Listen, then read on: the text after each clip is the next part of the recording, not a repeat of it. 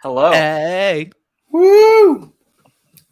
I'm just dancing to the music that's in my head Good. with that video. Ooh. It's good. Yeah. We actually we have music that we can add to the stream. That's like a thing. Oh, yeah. I'm aware. I've used StreamYard before. StreamYard's okay. rad. It's so cool. It's fun. It's kind of easy. I like it. Mm-hmm. Can we add our theme song? Not yet, because actually I don't think they allow you to upload music yet. It's like a new feature that's like in the testing phase, but probably in the near future. It's in the testing phase. Yeah, the testy phase. Yeah. It's Oh, we're doing that already. Oh yeah. Cool. Love it. Immediately. Okay. Yeah. Making sure. 12 years old. Yeah, I didn't know if there was like well, yeah, it's cool. Yeah. No, Noted. No. How are you doing, Stephen? Living the dream, I guess. It might be a nightmare. I don't know yet. We'll see. Oh. We'll see if I die in the end. Foreshadowing. All right. Yeah. A new murder mystery podcast. Callie, True crimes. Welcome. Thank you. True crime is like a hot thing right now. Yeah. You might be able to make a thing of that. Yeah. Hi, I'm Callie. Thank you so much for being on the show. I'm very excited to be here.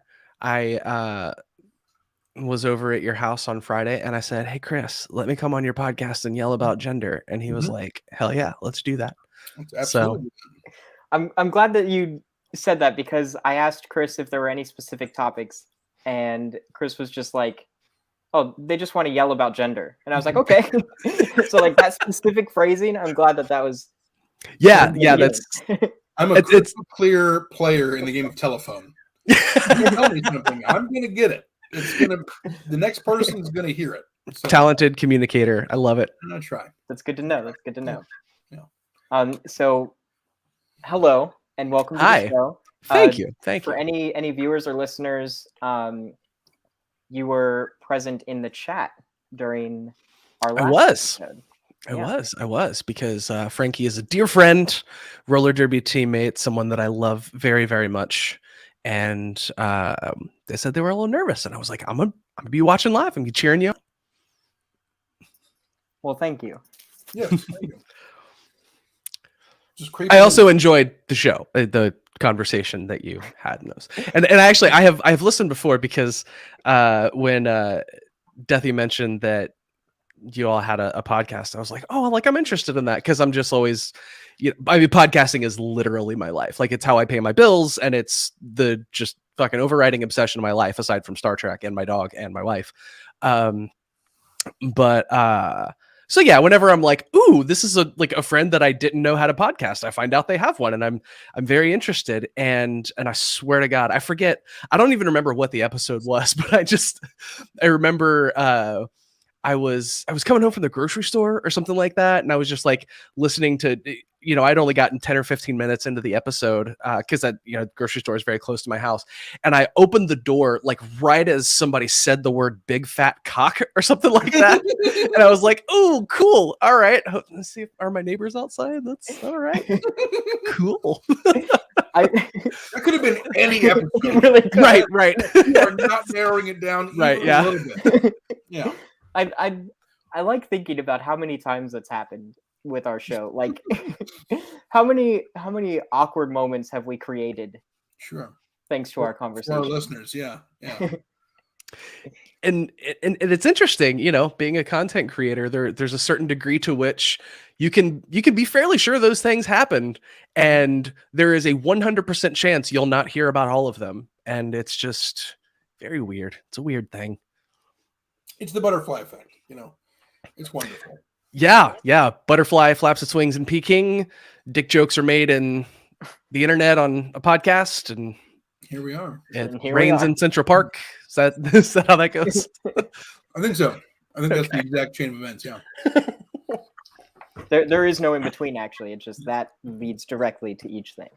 Cool. Yeah, no, it's fun. I appreciate it, because my podcast, I love my podcast very much. But it's a more, it's a storytelling show. It's very like intimate and kind of touchy feely, and that's cool. Like, obviously I wouldn't make it that way if I didn't think it was cool, but sometimes it's fun to let loose, be a little raunchy. And not something I have the chance to do on podcasts very often, and so I'm stoked. And So- I think we have our a little smattering, a little sprinkling of those heartfelt moments, but usually it's dick and fart jokes. Yeah, which honestly, I think you need both in life. I really do. Yeah. We like to keep the yin and the yang. Everything in show. moderation. Yeah. Yeah.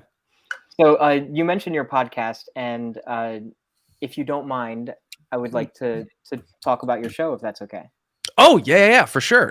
So I make a podcast called Queersplaining. It's a storytelling show about the lives of queer and trans folks, and it's not really any more niche or specific than that.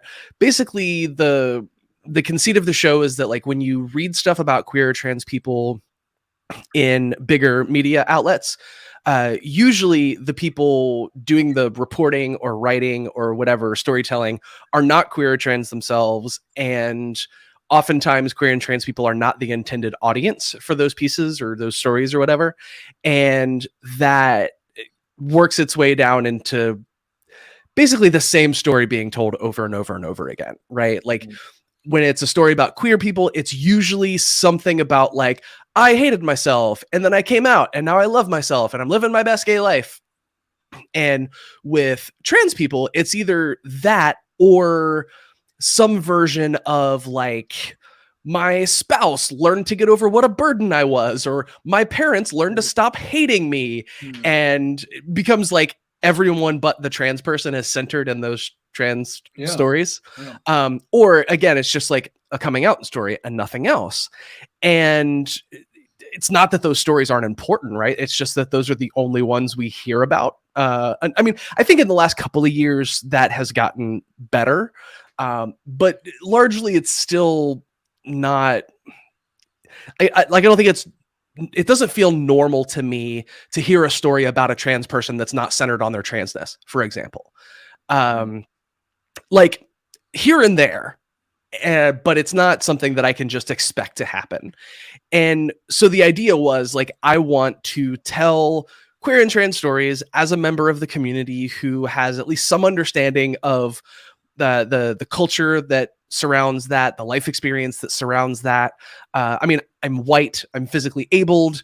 So that's like, there are certain things that, disabled folks, people who aren't white, types of neurodivergence, stuff like that, those life experiences that I don't necessarily share. Obviously, I can't claim to understand those as well. But if I'm able to do that sort of storytelling and interviewing in a way that's not extractive, and in a way that is affirming and loving and lifting up this person's story for the value that it holds for its own sake or for members of the community. I kind of try to think of it like a queer trans support group. The idea being, like, I want to sort of create the environment where you can just, like, bring all of yourself to the table and talk about the things that you've been through and, like, what you've learned and why it matters and all of that sort of stuff. With the idea being that I really want other queer and trans folks to hear this story and feel seen and feel heard. So that's the show. I put a ton of work into learning the dynamics of storytelling, and I do scoring and, adding music here and there. I pay a lot of attention to pacing. I edit super heavily and all of that fun stuff. So yeah, that's the thing. That's what I do. That's Queersplaining. And I'm fortunate enough that I have enough support on Patreon that it pays about it works out to be about half of a full-time job. And I do freelancing for the rest of that, which is, very, very fortunate. Well, that's awesome. And I listened to the show, actually. I subscribed when it was mentioned on the last episode. Nice. When you were in the audience and stuff. And I think it's great. I love it. The production is great. When you were talking about doing, like, the music and, like, the timing of things, I think you're really good at it. So awesome. Thank you. It's I just, audio storytelling for some reason is just something that fits really well with the way my brain operates. And so, it's just something that I put a ton of time into learning how to do. And I've been doing it long enough now that if it wasn't my thing, I would have been tired of it by now. But, like, it never stops being the coolest fucking thing in the world to me. That's Well, that's wonderful awesome. to hear. Yeah. So if anyone who is watching or listening would like to listen to Callie's podcast, it's Queersplaining, and you can get it. I know it's on Apple Podcasts and Spotify. Are there any other shout outs or whatever? It should be everywhere you can find podcasts. You should be able to listen to my show. All right, cool. Maybe not SoundCloud, because I think you have to upload separately to SoundCloud, and I just don't. But most people, the places most people listen to podcasts, you can find it. Well, all right. All right. So yeah, listen to Queersplaining in all the places. Do the thing. Mash that like and subscribe. Smash it. Destroy it. Demolish that after you're already button. subscribed. And then Or if you're on Apple Podcasts, it's the follow button now. They changed that recently. That was a whole thing. Oh, Mash that follow button. Yeah. just mash. Just mash in general. So, like a few other guests, you came to us and you said, "I would love to be on the show." And normally, I ask why, or sometimes we have to kind of pick at or pull out the strings a little bit. But you specifically said, "Chris, I would love to come on your podcast and yell about gender. So please, yell away." I fucking hate it, y'all. Like, my God. Are we about to hear a rant? Do you want like a spotlight for the rant? Hold on. Ooh, that's yeah. You can do that. You can do that in StreamYard. Yeah, wow. Rant away. I'm so nervous all of a sudden. Oh no. No, I look at so much of the awful shit that is in our culture comes back to either white supremacy or gender, or misogyny specifically, or some combination thereof, frankly. And I think about my own life. And so like, I guess I'll begin my gender rant by kind of going over what my gender journey looked like. I was 10-ish years old, in the lunchroom at my 5th grade class. And I had one friend that I was like super close with that we ate lunch with every day. And we would argue about whether Star Wars or Star Trek is better. The answer is Star Trek, but also that's a dumb argument and I'm not interested in having it anymore. But he was absent, that he was like, out sick or whatever. And so I was sitting at the table by myself, eating my peanut butter sandwich and carrots with nacho cheese or whatever. And this is like the time in most kids' lives when puberty starts, right? And so your body starts changing and you start growing hair in funny places and, all of the things that happen in puberty. And I was feeling real weird about my body, but I had this like sex ed thing at the beginning of my 5th grade class that was like, hey, puberty is going to start and you're going to feel weird about your body. And I was like, boy, I sure do. But like, I noticed like the way the girls' bodies were changing versus the way my body was changing. And I was like, that's like, puberty feels weird to me in a way that I was not told to expect it to feel weird. And I didn't really know what any of that meant. And I definitely, I hate, well, we'll get there. I hate appealing to gender stereotypes as a way to affirm the gender that I am, which is, like, spoiler alert, that's the end of this journey is that problem repeated over and over and over again. But like, I had a very sort of like stereotypically feminine way of like looking at and interacting with the world. And that I was like very in tune with my feelings. I was a super sensitive kid. I like was sad when I couldn't talk with other kids about being sad or feeling feelings. 'Cause like boys don't do that. Right. And so I'm sitting in there at the lunch table and like all of these things are like boiling over in my head. And I just had this very strong sense to say, like, I was supposed to be a girl. Holy shit. That's the thing. That's what all of this is about. But of course, at that point, like I had internalized enough shit about the way gender is quote unquote supposed to work that like I knew that that wasn't an okay thought to have. And I was fairly certain that meant something was terribly wrong with me and that I could never share this with anyone because I would be mercilessly mocked and made fun of for, because I mean, that was true. Like I wasn't just being silly and paranoid about that. The one anecdote that I like to give is like I made the mistake of telling someone my favorite color was purple once, and like boys aren't supposed to like purple, and that's just anyway. Right. That's just some shit that you can't do. Right. Isn't it great? Yeah. Great color. And yeah. And then basically for like the rest of my childhood into my early 20s, I would like go through different periods of time of like wrestling with that feeling, being able to push it to the back of my head and it's on the back burner and it's not really a thing. And then for a time it would just like take over my brain. It's all I could think about. I'm crying myself to sleep at night, all of that.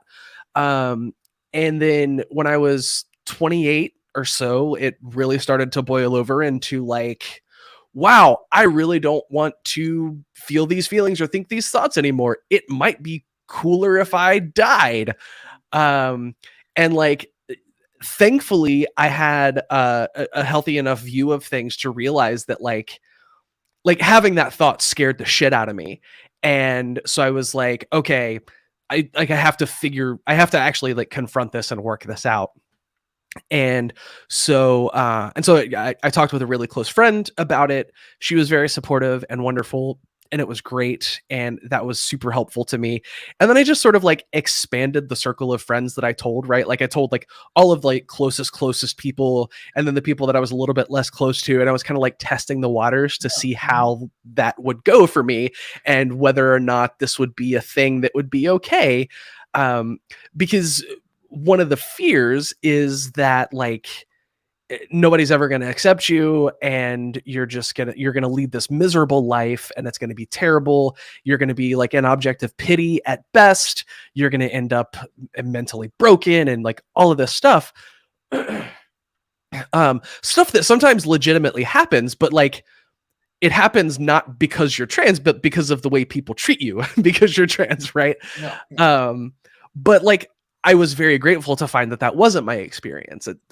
All of my friends were very, very supportive. All of the ones that mattered anyways. There were a couple of people who were more acquaintances that were like not so great about it, but like that didn't really deter me because those weren't people that I was like really depending on for anything.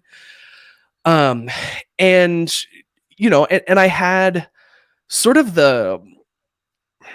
I guess you could call it like the full spectrum of gender dysphoria, right? Like boy stuff didn't feel right to me socially. And also there were lots of things about my body that felt wrong in terms of like the parts of people's bodies that are gendered typically in the way that like society generally views gender. You know, I had a big thick ass beard that I really didn't like, but it was one of those things that I was trying to like assert my manliness by having it. Right. And I just like, I don't know, my emotions always felt really blunted. You know, whenever I was happy about something, it just like the way that I was happy didn't feel quite correct.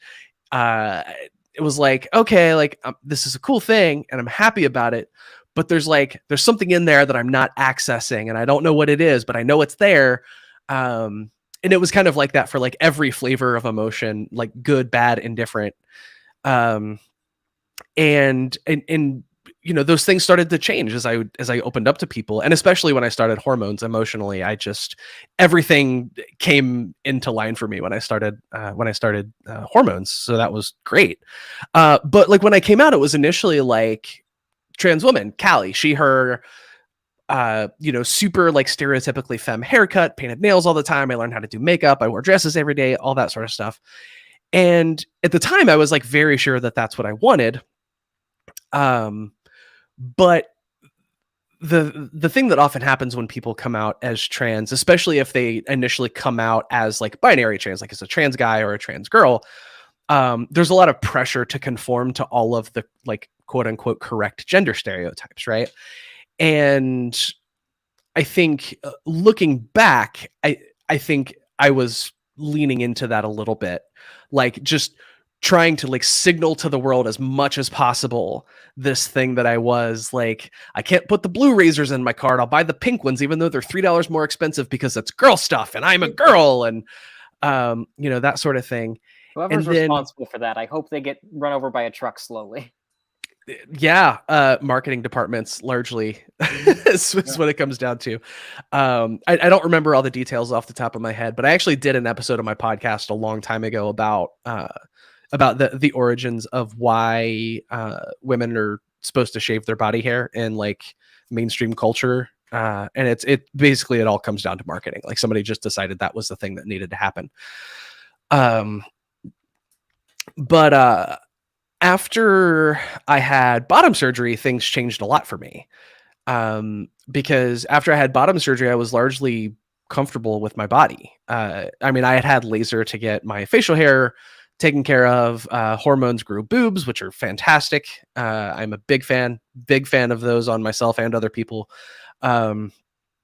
And it was really interesting the way like getting those feelings about my body out of the way let me sort of reinterrogate the way that I actually felt about myself and like who I am as a person. Because just very suddenly I didn't feel the need to do any of that. Like I have to buy the pink razors and I have to shop for shoes in the women's section. And very specifically, the first time it happened is when I was shopping for shoes, and I was like, I went to the shoe store and I like looked through the women's section and I was just like, I don't really like anything over here. And so I just kind of like strolled over to the men's section and was like looking, and it kind of hit me. I was like, wow, like 6 months ago, I would have been terrified to do this. And now I just kind of don't care.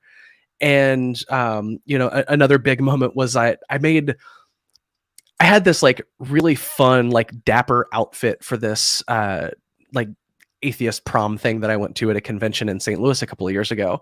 And I had like black tights, a white V-neck, and a black sport jacket, but I had forgotten my fancy shoes. And so I had these like red workout shoes with this outfit. And I was just like, this is like the perfect lesbian dad aesthetic. And then like I was like, wait a minute. I just like casually referred to myself with a stereotypically like masculine term. And it felt kind of cool, actually. It didn't make me want to punch a wall like those sorts of things used to, right? And it was, it was interesting because like the idea of, for example, calling myself a husband, terrible. I fucking hate that. I like just saying that in a hypothetical right now. I'm like, I hate that. But for some reason, calling myself a lesbian dad, like that was fun for me. And I can unpack a lot of stuff about my family life, about why I have very specifically different feelings about those feelings. But like, I just started asking myself, like, okay, why are all of these things happening all of a sudden? And, I came up with like, well, I feel fine about my body now, so I don't have any of that bullshit in the way to make me question stuff, right?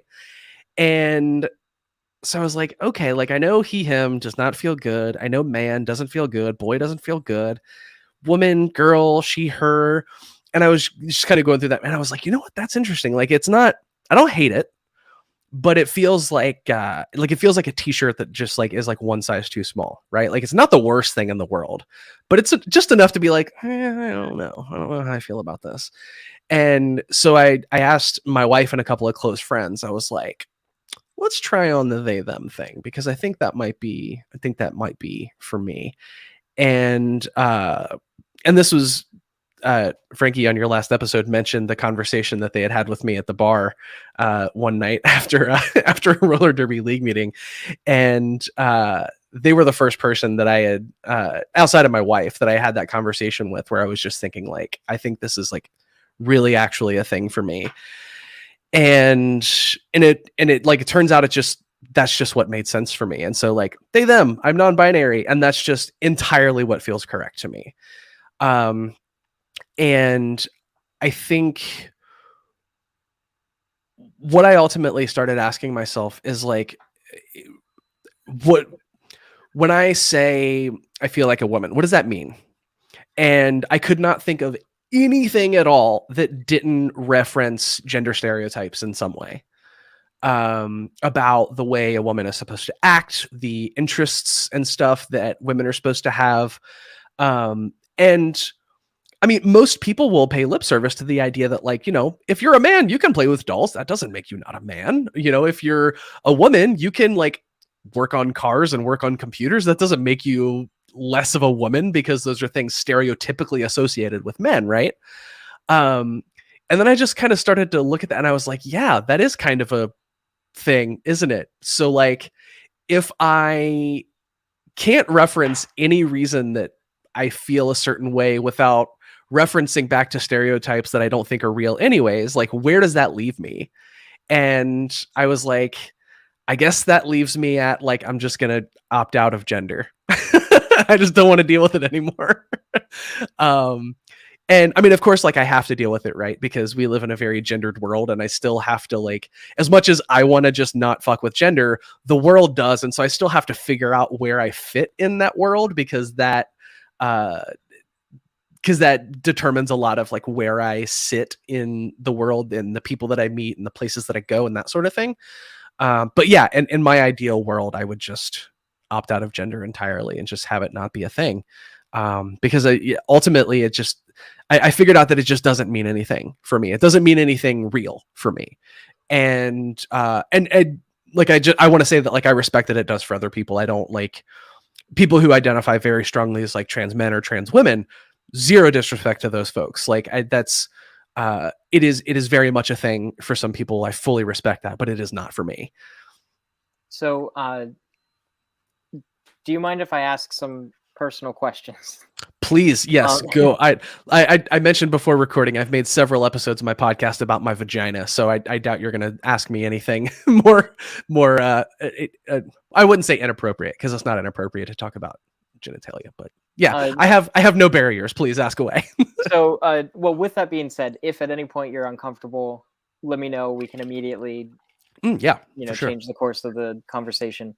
I appreciate that. But it really resonated me when you were talking about the experience of sort of making decisions as a trans person that almost reaffirm gender stereotypes because of those, and how ingrained that is in the identity of like what it means to be a woman, what it means to be a man. And then like later on, you mentioned things like, oh, it doesn't matter if they're a boy, they can still play with dolls. And while I don't disagree with that statement, it's almost like that's such a redundant statement, because like, why it shouldn't even need to be spoken. Right. And so with the understanding and the pretext that these gender ideas are always playing a role in us. And again, this might be uncomfortable. Bring it. Let me know. Hit me with it. What role did gender stereotypes play in your desire for a vagina? You mentioned you had bottom surgery. Oh yeah, and I'm not sure that they did, to be honest. Okay. I think that I tied those things together in my head because that's what I had been taught. But I think, I certainly don't understand everything about the way that my brain works. But I think, I guess it's possible that those things existed independently, but I tied them together because of what I was taught about gender. I had wanted to touch on, you had mentioned, like, when you were 10 years old, having doing that kind of mental math, if you will, of about, like, these things, it's like two columns, like a ledger, like these things I'm sure I'm a boy. These things I'm sure I'm a girl. I mean, I had that same conversation of, am I gay? Like, I do this, but does that make me gay? But I do this, so that makes me straight. And you're trying to make some sort of odd tally for the world. That's really bullshit. Yeah, exactly. It's just, these are things I enjoy. Fuck off. Yeah, little column A, little column B. Right. Yeah. I'm sure that's a universal thing, but I'm sorry. Go ahead. No, you're good. And I think part of what makes queerness an uncomfortable thing for a lot of people, queerness of all different kinds, is that we kind of have to accept that we can say the same things and have the same experiences and be led to different conclusions for different reasons, right? Yeah. Like I'll give a really great example of this. Not too long after I came out as non-binary, I went to Chicago and I did this live storytelling show called Body Storytelling. If you've not heard it, it's fucking great. It's like The Moth, but for sex stories. Fantastic. But I was so invited. Far up my alley. Yeah, it was great. And the story that I told on stage was the story of my first orgasm after having bottom surgery, which is fantastic. But after that show, I went and stayed with a friend that I hadn't seen in forever. Just, couch surfing for the night. And she asked me like, so, I saw your post about you're non-binary, they, them now. And like, is it cool if I ask how you got there? And so I gave the much longer version of the the story that I just told. And she was like, okay, but that describes a lot of how I feel about my gender. So like, did you just tell me I'm non-binary? And I was like, I can't tell you that you're non-binary, Nope. right? Because like at the end of the day, I feel like you can still feel all of those same ways and be like, but for some reason, woman still feels good to me as a descriptor for myself.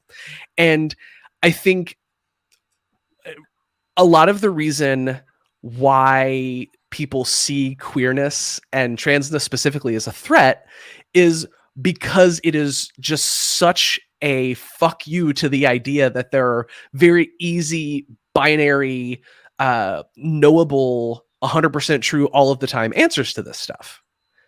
And I think that points back to the fact that like we all need to kind of understand that in a lot of ways we've never really been given the proper language or context to describe our experiences because the system and the culture that we live in was not built with us in mind. And so we're all just struggling trying to figure this shit out as we go along. It's fear of the unknown. I mean, without a vocabulary for it, you have to justify something and your brain has to rationalize it. It has to and it's not even fear of the unknown so much. I think is it's fear of the unknowable. Sure. Right. Yes. Right. Because more apt description. Yeah. Because I think if I don't know what 2 + 2 is, I can still be safe in knowing that there is an answer. I just haven't found it yet. Yep. And I think what queerness and transness, the quote unquote threat that we represent is that a lot of the stuff is simply like not knowable or like nail downable. You know what I mean? In that, like, I can describe my experience of my gender and there will be people that use very, very different terms to describe what sounds like a similar experience. And I think people find that threatening because it's just like, I want to know the answers. I want to know the easy knowable truth. And I mean, the fact is like, none of this stuff is like, it's not math, right? It's not chemistry. Science. Yeah, exactly.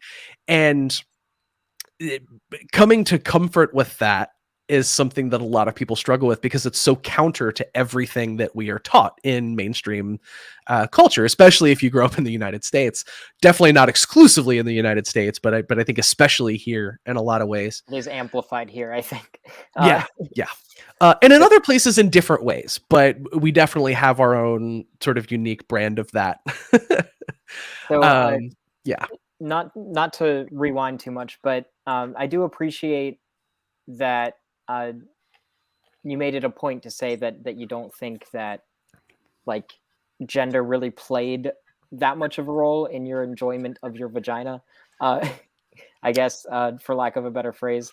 Well, and here's the thing, right? It's actually a little more complicated than that because it's always a little more complicated than that.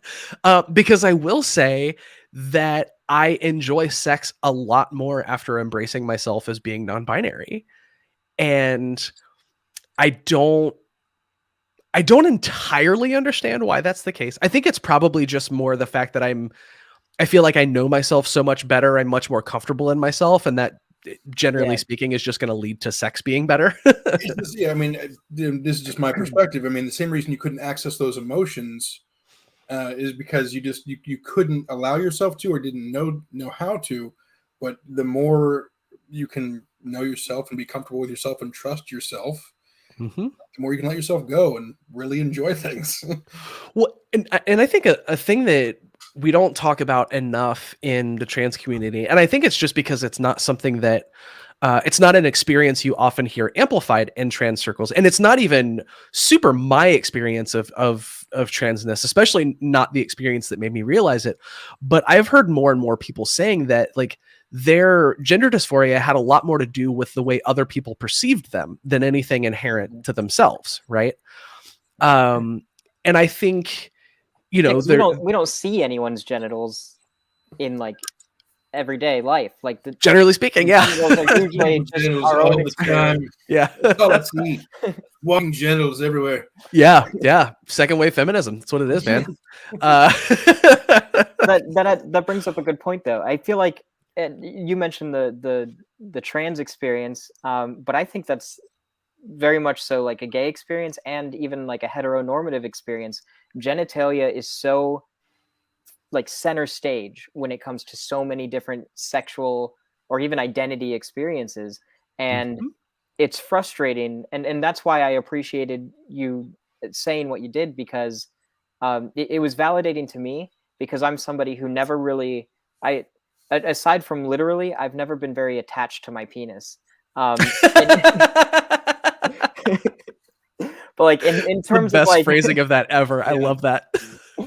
in terms of like as like a specific T-shirt. identifier of Yeah, who yeah. I am, my penis, or the fact that I have one, like what's between my legs has nothing to do with who I am as a human. Mhm. And being gay and coming out as gay, and then like experiencing gay dating and grinder and like hookup culture and all of that, it's always the penis. Sometimes it's like the first thing you see is the penis, and it's like why does the penis have to be the gay experience? Like I Yeah. put that aside when I left, heteronormative ideology and things like that. Like why is it still front and center? And then like I consider myself to be a relatively progressive, open-minded individual, but it's almost disheartening for me to hear all of these stories of trans people who, like, I support them, love them to death. I want them to be able to experience themselves and their identities however they see fit. But it was disheartening to me to hear, oh, I'm trans, so I need different genitals because it's the only way that I can actualize this identity. And it's like, why does that have to be the end all be all? Why does it again come down to what's between my legs? Like, Well, and I understand that other people have different experiences, and like that can be somebody else's journey, but like for me it was disheartening hearing that same message essentially coming from mhm, all angles, um, because that was something that I was like kind of desperately trying to escape, like for sure. because Well, I'm the I kind of think person where it's like penis, take it or leave it. Like yeah. I don't even care necessarily. So Well, I think what's important to understand about that is I think that attitude has a lot more to do with the stories that get amplified in popular culture than it does with the way that like most trans people feel. Um, and this is, probably depends on your social circles. And I don't know if any actual research has been done on this or not. But like, I have tons of trans girlfriends that love their dicks and have zero desire to get rid of them. And I will also tell you, this is like another group chat conversation that happened recently. Girl dick versus boy dick, whole different thing. Whole different thing. And as a person who is very, very sexual, that is mwah. Um but yeah, I don't 100% understand what the connection is there congruently, right? Because like I feel like I had an intuitive sense of those sorts of that sort of thing before I even really knew that other trans people existed, right? I was just like, this thing feels weird on my body. I don't fucking like it. Um and and like I said, I felt like I knew that before I knew that like uh that anything else was possible, or that other things had existed in the world. You know what I mean?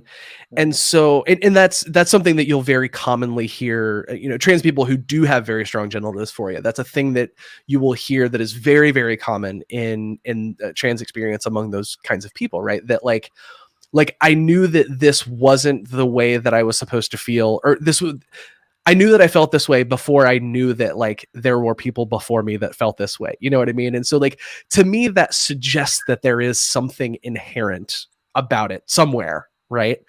And I don't know how that fully interrelates with experience of gender, right? Because like there are trans men that are 100% happy with their vaginas, trans women who are 100% happy with their penises, and some people who experience such crushing dysphoria that like they would rather die than keep what they've got, right? And I don't fully understand where those feelings come from, but I think the idea that transness is so inherently tied with genital dysphoria, I think that has a lot more to do with which narratives get amplified in our popular culture than it does it actually being a full reflection of the trans community. See, I wonder how much of it also has to do with like these ideas of what it means to even be a man and a woman. Because like if we lived in a world in which these ideas didn't exist, even the identifier of trans wouldn't need to exist, because like it would just be I am a human and I have this genitalia, and then you would just express that identity. However, I mean, like if you're removed from yeah, I mean, it depends, because like I said, I think there is some of that experience that is inherent to being human and the way that we are born. But so much of it is also social. And I don't know what I don't know what exactly the split on that is.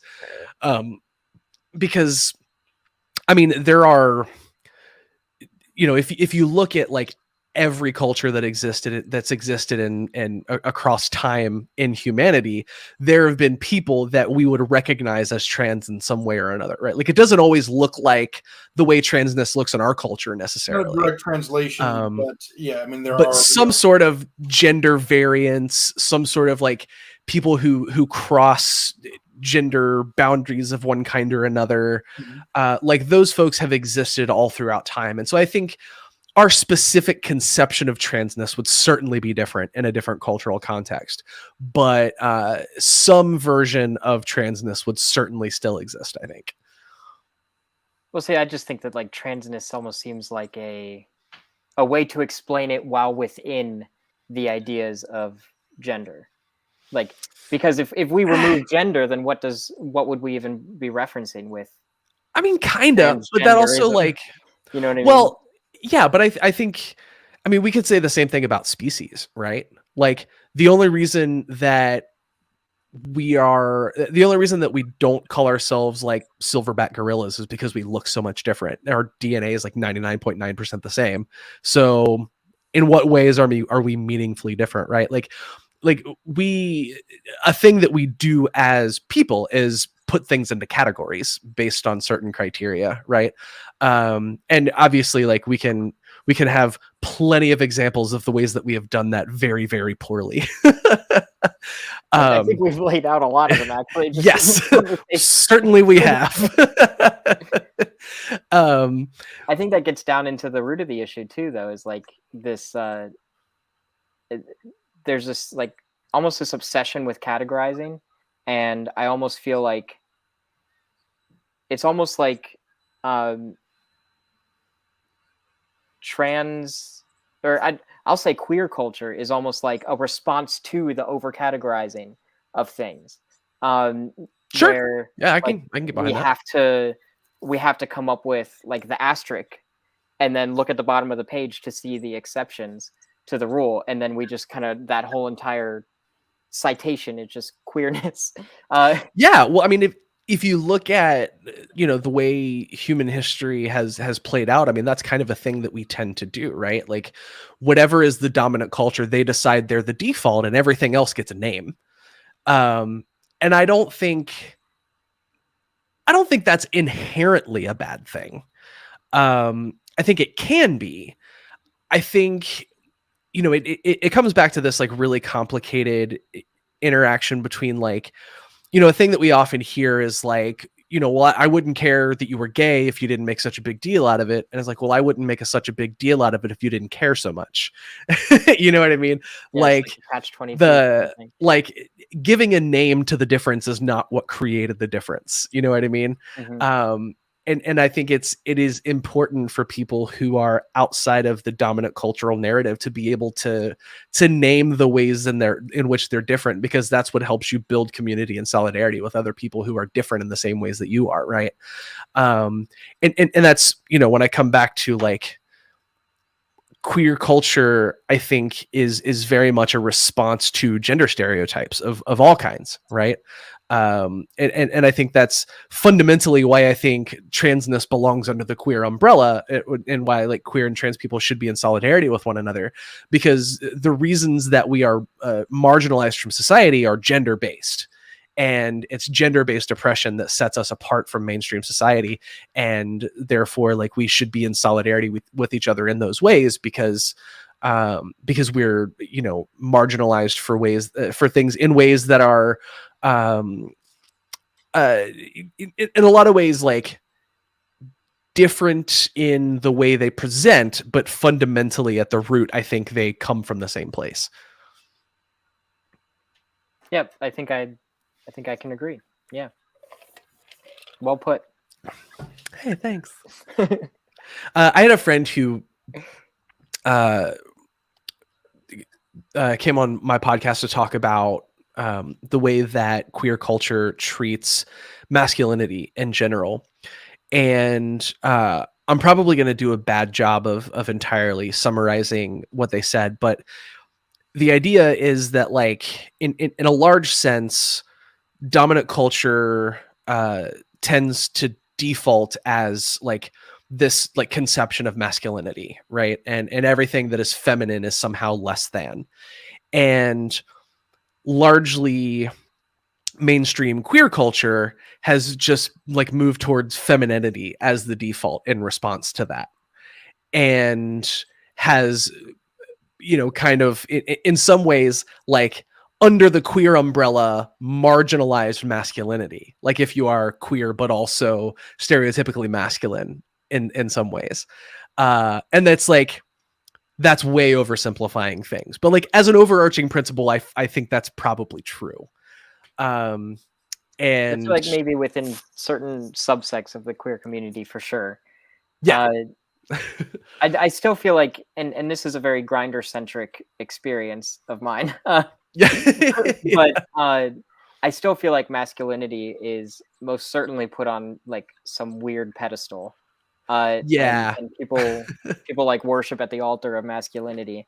And Yeah, well, and I guess it depends on what we're even discussing as masculinity, and that's a topic that I think I'm probably not super qualified to define. But I don't know if but yeah, I see what you're saying too. Yeah. To define what masculinity is.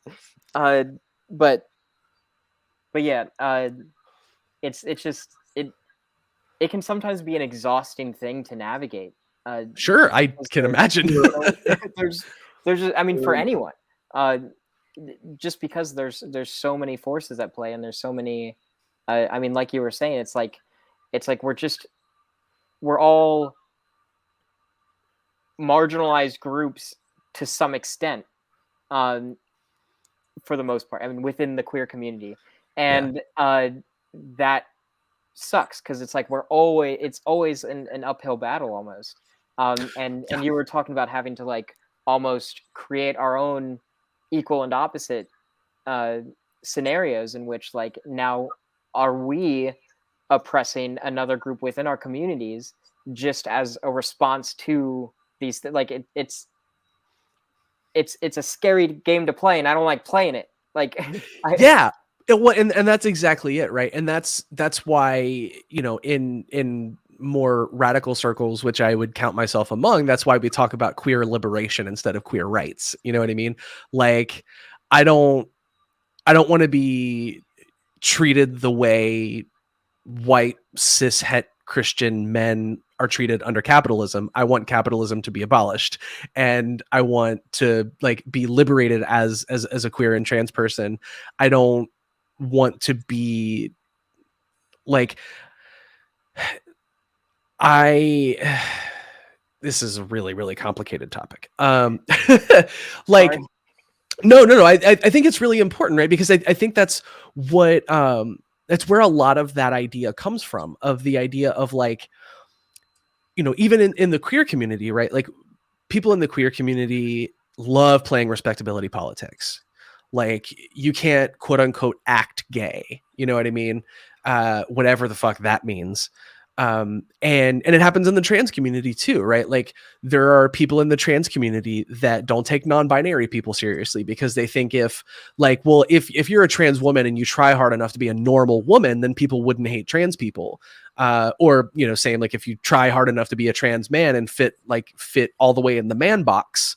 And of course, what they're saying is that like, if you try hard enough to appear not trans, people will accept you. Which one is bullshit. Like that just is not a thing that happens. But also like, what if that's not what you want? Like you have to like go into another closet to be accepted. And that's where all of this like hierarchy stuff comes from, right? It's wanting to fit ourselves into the existing system instead of realizing that like the way the system has things arranged is horseshit to begin with. But a lot of people want to justify their own actions and their own decisions, whether that's a toxic way they're doing it or not, that, you know, notwithstanding. But like, just like married people are like, oh, you should get married, or people who have kids, like, oh, I have kids. Like, I want to justify my own actions by forcing that on you. Yes. And that doesn't necessarily fit you. Like that, you are you, I'm me, and fuck off. Let's all get along. Well, and that comes back to this like dominant cultural idea of that, like, we've got to figure out the one right way to do everything. And because, you know, the way that I have works for me, obviously it would work for you. And if it doesn't, then you're just not doing it right. You know? And that's a thing that can't like, that's just so manifestly untrue. It's just like not fucking how the world works. And that's scary to people. And I think part of the reason, and this is, I don't know, this is maybe playing armchair psychology a little bit, but I think there is at least some awareness among people that all of those assumptions are built on a very faulty foundation. And that is why they feel so threatened by anything that suggests the idea that like those foundations are faulty, right? Like the idea that people can be happily polyamorous, the idea that people can be happily asexual and aromantic, happily unmarried, happily child-free, happily atheist, happily queer, like all of those things are things that are not supposed to work according to the dominant cultural narrative that we have. And there are people who like fully buy into those things and don't find happiness in them. Because surely there are a fair number of people that those ideas do work for, and they genuinely do find happiness and fulfillment. And like, God bless you. But that number is far smaller. It's also even smaller than they realize, because they're not, just like you said, they're not necessarily accessing their full range of happiness, their full range of sadness. Like there's something that's blocked off because they're following somebody else's path. Exactly. And I hear people say that kind of shit all the time. Like, well, I've chased this thing my whole life, and I'm told that I'm supposed to be so happy when I get it, but like, here I am and I'm not happy. But for some reason, like that doesn't trigger any sort of like deeper analysis about your assumptions. Like I had an ex who for some reason was just fucking obsessed with the idea that she'd be happy when she was able to get a Coach purse. And sorry, I don't mean to laugh at them, but please, because the concept though, it does translate kind of directly to what we're talking about. Exactly. And like, we were trying to have that conversation where it was like, what do we want from life, 10, 15, 20 years from now? And it's one of those things. It's like, you want to check in with your partner and see if you're going the same place in life still. And I was in a little bit of flux in my life, and I was like, I mean, I can't tell you exactly where I'm going to be or what I'm going to be doing, but like what I really want more than anything else is to have like really strong friendships, really strong relationships with my family. I want to be, I want to have enough money to eat and be stable, and I want to, maybe be involved in something that helps people in some way. And I don't know what any of that looks like, but that's like really what I want out of life. And she's like, And a Coach purse. That's what, and she was like, well, I want a nice house, and I want a nice car, and I want a nice purse. And I mean, first of all, that should have been a red flag. That's like, even if all of those things will make you happy, we obviously just want very different things in life, and we should probably call it a day. But it was like 2 years after that before we called it a day. But like, that was, I watched her go on that journey so many different times when she hit all of those milestones. Well, like, we got an apartment together. She wasn't happy. She got a nice car. She wasn't happy. She got the Coach purse. She wasn't happy. We bought a house together. She wasn't happy. And a couple of times I would be like, isn't this making you sort of like rethink your assumptions about what will make you happy in life? And like, maybe all of those things were bullshit. And I think a lot of that's like a sunk cost fallacy, right? Like, I've spent so much of my life invested in this. And if I admit that it's wrong, then in some way I've wasted my life, and that's terrifying. So I would just like rather cling to the way that, I'd rather like cling to the other way of being. And I mean, I get that. Like, I've been there. I think that's a thing that people tend to do. Like, there's something about, generally speaking, about the way, I don't know if the human brain works that way. I would say the human brain that grows up in our current dominant culture often does that and thinks that way. So yeah, it's just, there's a lot of barriers to it, and I get it. What makes you happy right now? Not what might make you happy in the future. Right. That's how I take stock of it. Like, what in my recent history has made me happy? Let me do that some more. Mm-hmm. Let me pursue that on a bigger scale. Well, and I think, I mean, fundamentally, like, do I like myself as a person? If I don't, why? What do I need to work on about that? And that was a thing that I had like a fuck you moment with my therapist. I just mentioned offhand, like, so. Sorry, I just love that phrase. I had a fuck you moment with my therapist. Well, it was one of those things where like my therapist told me something, and I was like, fuck you, you're right. It was like one of those things. I have sensory problems a lot of times. Like, sometimes sounds get overwhelming to me, and I don't like crowds. Like, the physical presence of crowds don't bother me, but like lots and lots of people talking at once in loud voices do, and like all of those kinds of things. And so I bought a really nice pair of noise canceling headphones for like when I'm out shopping, and I realized that I was like walking around, noise canceling headphones on, and I can hear basically nothing in the outside world. I'm listening to a podcast or music or something like that. But I also noticed that like I was just wearing the headphones around with noise canceling mode on, not listening to anything. And it was so interesting, like being able to isolate myself from the environment like that and just kind of like live in my head for a second. And I was explaining this to my therapist, and I was like, yeah, I was really surprised by that. Like, I expected to need to have, a podcast or music or something like that going on. And I said that specifically. I was like, yeah. And so I just felt like I was just kind of like able to live in my own head and not be in the outside world while I was actually in the outside world. And that's an interesting thing. And my therapist was like, so that means you enjoy your own company, like you like yourself. And I was like, fuck you. Yes. Wait a minute. When did that happen?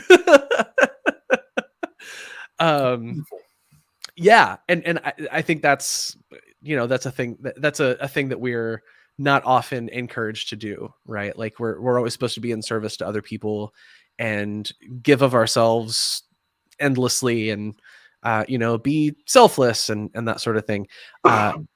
And I think that's another significant barrier to people figuring out like who they are and what they like. And I mean, specifically, if we're talking about what keeps queer people in the closet, what keeps trans people in the closet, I think that has a lot to do with it too. I'm not allowed to think of my own happiness. That's selfish. Well, one thing that I appreciate about this is we've gone on quite a journey here. We've talked about all kinds of things, starting with your personal journey and the grander societal mechanisms at play.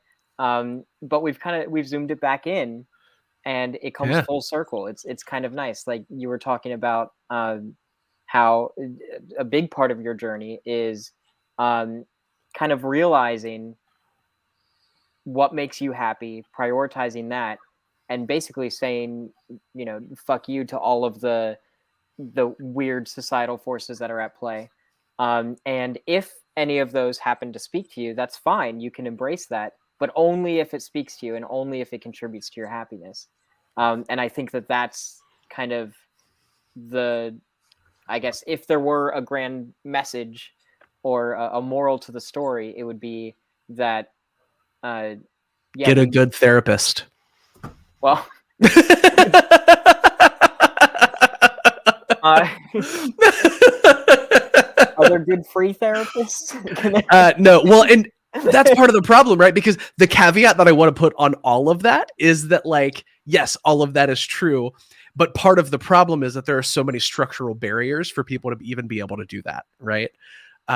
Because a lot of the confirmation bias is, I can't accept myself as trans because if I do, my parents will disown me. I won't have a place to live. I'll lose my job. All of those sorts of things, right? Like a lot of it is very, very practical barriers that people come up against that make everything more complicated.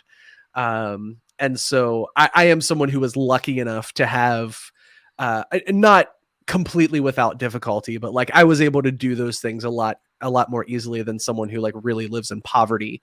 And so I try to give, a lot of grace to folks like that, especially if, if structural barriers are in the way. But yeah, I think, another soapbox I'll get on is that I think societally, we generally accept that it's a good idea to have a primary care doctor.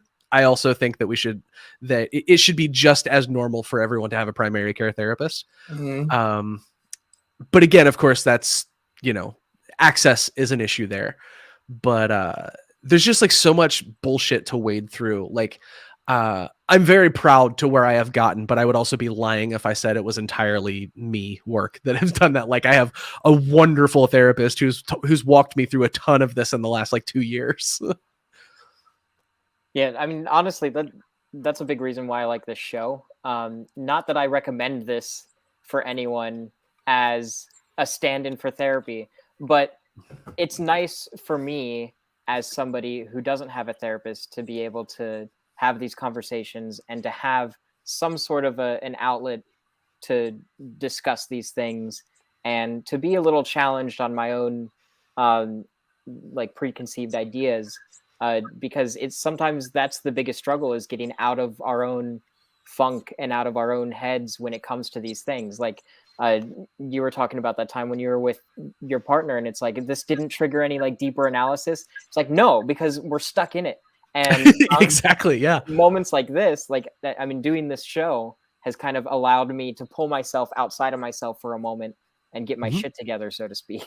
So we are to therapy like the Daily Show is to news. Like, please feel free to come analogy. Here and air your shit and and get it out there. But see a professional. Right? Yeah. Don't take mental health advice from a podcast. Yeah, don't do that. Well, if anyone would like to help contribute to my ability to afford a therapist, and if you found any enjoyment out of this show, please feel free to visit www.mtfproductions.com/donate. Any contribution helps all of us involved. We are working on building a studio, so we'll have hopefully an increase in audio visual quality with that, and then the donations are also going to go towards improved. Can I tell you a really funny story about your website address? Oh, is it because MTF? Male to female? Yeah. When I saw the website and like didn't know anything about you or who you were, I was like, oh, was Chris doing a podcast with a trans woman? So actually, the idea of More Than Friends, it came to fruition like as a name because I love the idea of double entendres. I love playing with people's expectations and all of that. And when More Than Friends started, I was with a friend, a male friend, and people would always assume that we were gay together, but we weren't. But then we would do very gay things, like we would sleep in the same sleeping bag and like we would tell each other that we loved each other, quote unquote gay things. But right, yeah. again, Because just you feeding can't into have all a that. you can't have a wholesome, loving, and intimate friendship between two guys. It's just automatically they're banging. But like our original logo was literally a heart with our faces, and like just like we were totally playing into all of that. And then somebody was like, "Oh, MTF, doesn't that mean male to male to female?" And I was like, "It could." Who knows? Sure, why not? Oh boy. Yeah, they're asking where the dog is. I think my wife ordered food, and the dog the food is here, so the dog is having feelings. Someone in the chat I can see is asking to see the dog, so I will one moment. Come here, Wedge. come here. Wedge. I think your mama ordered food, and you just need to calm yourself. Oh. This is Wedge. Hello, Wedge. He is having big feelings at the moment. I'm pretty sure your mama ordered food, buddy. You had talking about the moral of today's episode. What's your takeaway? What's your moral of today? Who are you asking? Steven. Oh. Yeah. Oh. Sorry. I thought I already said. So I feel like the moral of the story is to take a moment to reflect on what actually is making us happy, and try to understand the processes and the ideas that can influence that, and I guess do our best to work within that to be happy. Basically, just figure out what makes you happy and do it. Fuck everyone else. And I think the caveat to that, the thing that really, really, I feel like sort of like got me over the edge with that idea, because I feel like most people will say they are doing that, whether or not they actually are. And the piece that I add on to that is that if you ask yourself that question and the answer comes back as whatever the status quo is, you automatically have to question that harder. Mm-hmm. And if you really do come down there, it's fine. But just like always be suspicious of the status quo feeling like the right thing. Yeah, absolutely. So when you come to a conclusion, go deeper. Yep. And then when you come go deeper. That too. And then when you can't go any further, keep going. Oh, that sounds painful. That's been my big takeaway. This is why I don't like penetrative sex. That's fair, honestly. Shish kebabs. I don't want a shish kebab. Just take the stick off. Just eat the meat. You don't need the fucking stick. That's what I did. I took the stick off. It worked out so well for me. There you go. I turned it inside out, actually. But shish kebabless. Yeah.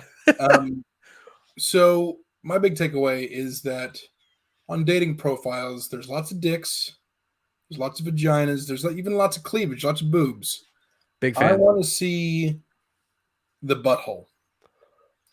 I want to see the somebody's asshole on their. All right, I guess I'll just fucking.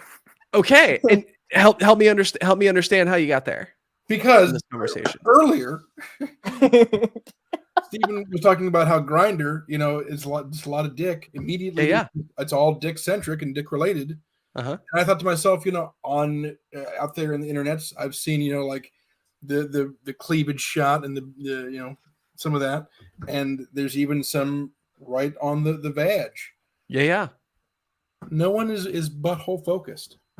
So okay, there are a lot of buttholes on Grindr as well, and I've been asked for a lot of butthole pictures. And first and foremost, I want it to be known that taking a picture of your ass is almost always an awful experience, at least for me. I can't tell you how many times I pulled muscles I didn't know that I had because I'm trying to get some weird ass angle so that I can show my butthole, but like not have everything look weird. Like, because like there's nothing arousing about taking pictures of my own ass for me. So like, I have like weird flaccid dick, like flopping over, blocking the hole. I have to like hold it up, and then like balls just like ooze down, and it's a mess. It's a whole mess. I've never tried to do that, but I'm just like, I'm thinking about the logistics in my head, and you've got to have a friend. You've got to have an accountability buddy. So like half the time I prop the phone up, I put the little timer, and then 3 seconds is not enough for me. I got to do the 10 seconds, which is awful because usually around like 5 or 6 seconds is what I need, and then I have to like hold a You're pose, just holding it there. Yeah. and You that's put- where I you- pull the muscle. You just like tape your mark down, like, and you're like, I'm gonna keep my feet here and Yeah. spread exactly to this angle. And You gotta stay centered. it's awful. And then like half the time, like maybe the ass looks fine, whatever. Maybe the ass looks fine, but then in the background you just see my head, and then like I'm struggling, and it looks like I'm drowning because like my face is red because I'm like holding this pose. It's awful. I hate it. I absolutely hate it. And so I will come back to Chris's suggestion in that find a friend, do a shoot where you have like different angles and different outfits and get a good solid like 50 butt pics. So you Butthole only have outfit? to do it once. And anytime Outfits. yeah, and you're just I don't know, maybe you're wearing a shirt. I want to Maybe you have pants that are pulled sailor hat. Okay, maybe you're wearing a shirt and you can see it in the picture, or maybe you're wearing pants but they're pulled down. Nope. Okay, what I'm saying is do things that make it look like, like a YouTube video. Like people will shoot like 6 or 7 videos in the same day, but they'll wear different outfits to make it look like it's a different time. Yeah. Whatever you need to do to make a butthole shoot look like it's happened across several different days. Tell you what I'm doing. I'm gonna source a bunch of small hats, like a sailor and a construction worker hat. And I'm going to place it just above my asshole. You're making promises right now. I just need you to know. I am. So, P with B crowd, P with beers, I need you to make me small hats. Ass I hats. commit to you that I will take photos of my own asshole wearing your hat. It's my commitment to you. Do people get their hats back? If they want them. I was gonna say I think they want their see, we have a photographer. I can't click on the stream to bring comments up, but man Naxra, the golden hour is key. It is, yeah, absolutely is 100%. And maybe the golden hour is key. Yeah. And so lighting and locations. So maybe you just do different locations, right? Just like some in the bedroom, some in the living room. You can't do outfits. I mean, tiny hats are great as well. Tiny hats all the way. I'm just saying, like, Steven doesn't seem super enthused about the hats idea. So I'm just saying, like, I'm enthused about the hats. Yeah. Okay. You want the hat. I think the hats are like front. You just need to get a set of 20 pictures where it was obvious not all 20 were taken like in the same shoot. So you've got like a bank. When people ask for them, you don't have to do the weird thing and pull your muscles and shit. I just don't like taking pictures of my. The problem is whether the focus is the penis or the butthole. It's always penetrative sex. It's always what's going to go inside of me or what am I going to go inside of? And it's like, can we just not? And that's just my experience. Okay, so let me ask you this. I'm going to turn this around on you and interview you for a second, if that's cool. Okay. Can I do that? Oh, hold on. Okay, holding on. Are we going to transition into another episode? Are you ready to go again? I'm cool with that. I've got some time. All right. Okay, let's do that because it sounds like this is going to be a big old thing. So now we have to change shirts and change butthole hats. Yeah, we need to change butthole hats. Right. Everyone who's in the chat tuning in live, just stay put. Yep. We'll be right back after the Put on a different butthole hat. Put on a different butthole hat. We do expect pictures. Real fast, I wanted to thank everyone for tuning in. This is our first time going live on Facebook, YouTube, and Twitch simultaneously. So far it hasn't been a disaster, so that's good. So thank you to some of our new viewers like Doreen, Betsy, Patty. Thank you so much. And then, of course, thank you again to our returning viewers and listeners, Imagine McNamee, Manaxra. Thank you. Love you all. But anyways, stay put. We'll be right back.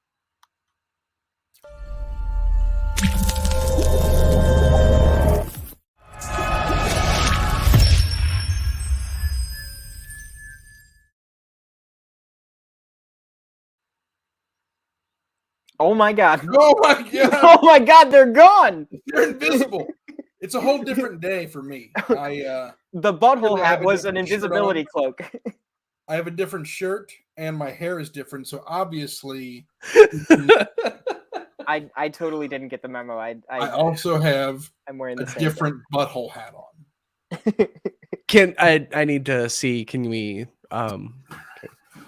This is when we get banned. Right. This is it. Every episode, increasingly, I'm like, this is it. This is the one where we get banned. So no, hello, in everyone. reality, my dog was freaking out because he was digging in the couch cushion at a chew stick, and I was like, okay, I'm gonna have to go get that for him so he stops flipping out. Fair enough. That's fine. Understandable. So hello, welcome back. Hello. For everyone tuning in, or for audio listeners, this is a continuation of our last episode, I guess. It's a new episode, but we are joined by Callie Wright. Thank you so much for joining us again. Hello, thank you for having me back. Anytime.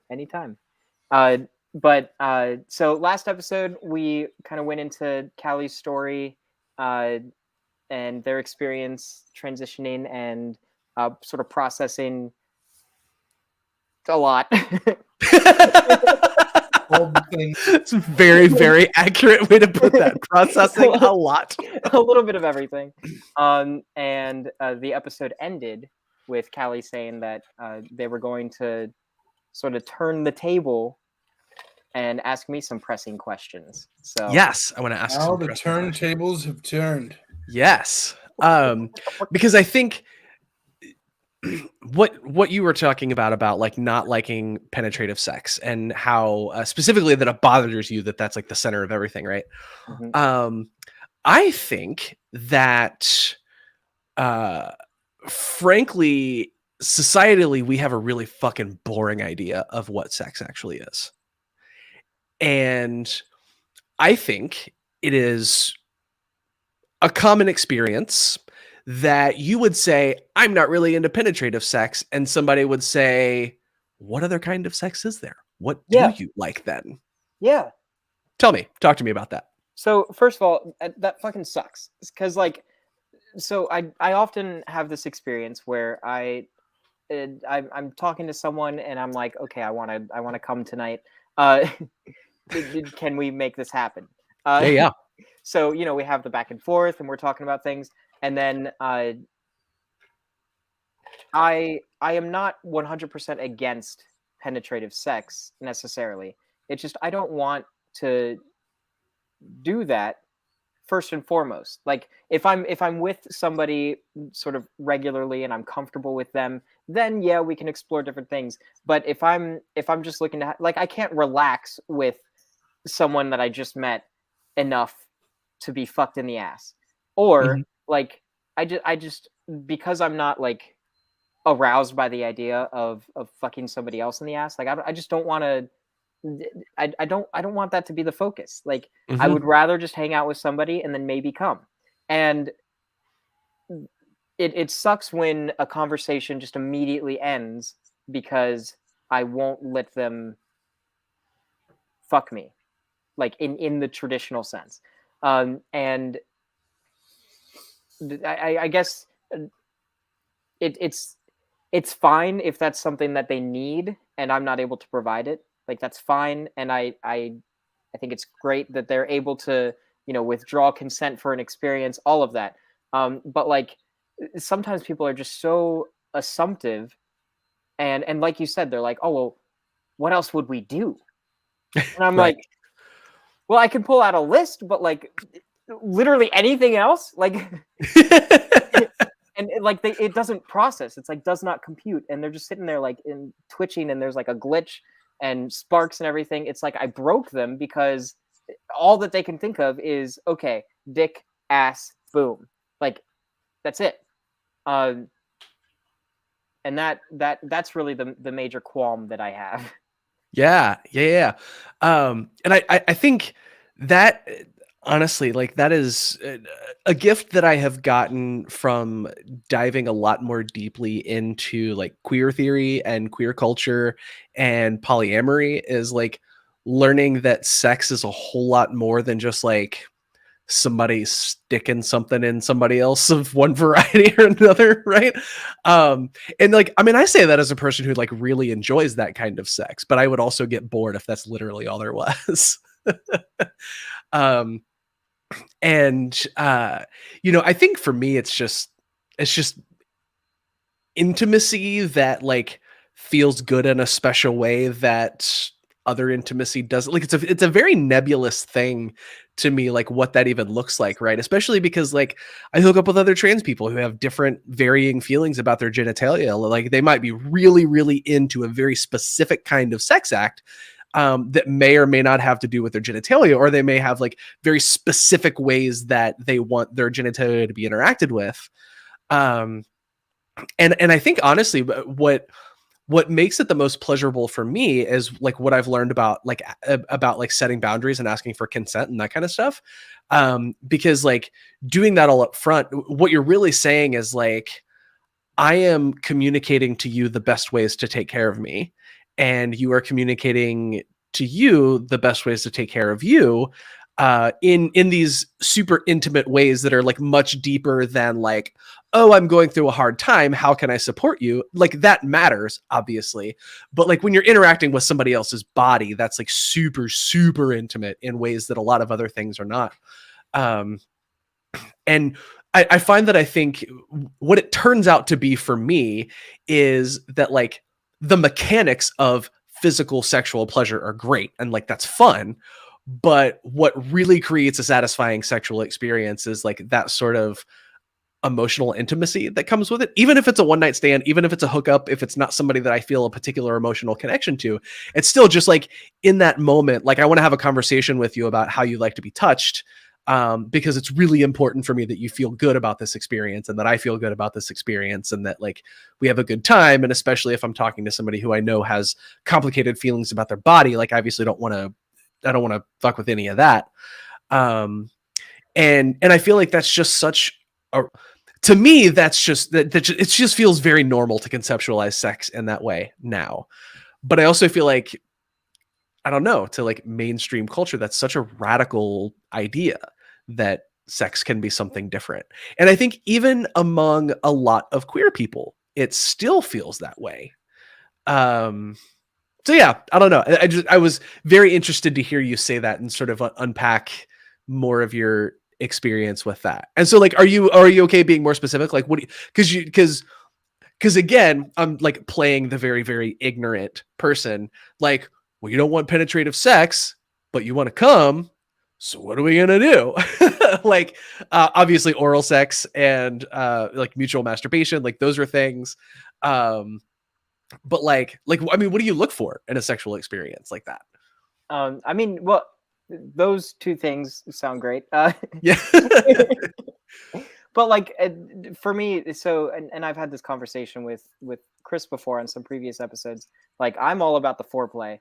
Yeah. And I also really like kind of like what you were talking about, that sort of emotional connection and kind of like leading up to the orgasm is more exciting to me than the orgasm itself, so to speak. It's like going up the hill on the roller coaster before going down is very exciting, terrifying but exciting, and I like that kind of thing. And so in like a sexual encounter, that sounds like a sci-fi film, like an encounter of the fourth kind. But in a sexual encounter, I just get kind of bored with the idea of people just like showing up or me showing up and then just immediately boom, and then all right, fuck, come, done, and then all right, bye. Like it's like what did we do here? Like what did we accomplish here that you couldn't have accomplished on your own in 2 seconds in the bathroom? Like why was I required for this? Are there people who can do it that fast? I mean, twice. No, no. Wow. Okay. All right. Damn. All right. Well, like jealous. It's just like it seems almost like we've almost commodified sex or made it like this hyper efficient means to some kind of end. And it's like, why can't it be some kind of a journey or an exploration without it needing to accomplish a specific thing? And that's coming from somebody who also has used sex as a commodified way to access an orgasm. Like I am also part of the problem. But oh yeah, for sure. Well, I think there's a difference between like they're like, obviously people enjoy a lot of different things a lot of different ways, but I think it's different when one specific thing is like the overriding cultural expectation and that doesn't fit what you're into. Like it can kind of feel like you're being smothered a little bit. Yeah, and that's the main problem, I guess. And like Chris, you're making a lot of face. There's a lot of threads here that, like, I mean, no, what you're saying is absolutely correct.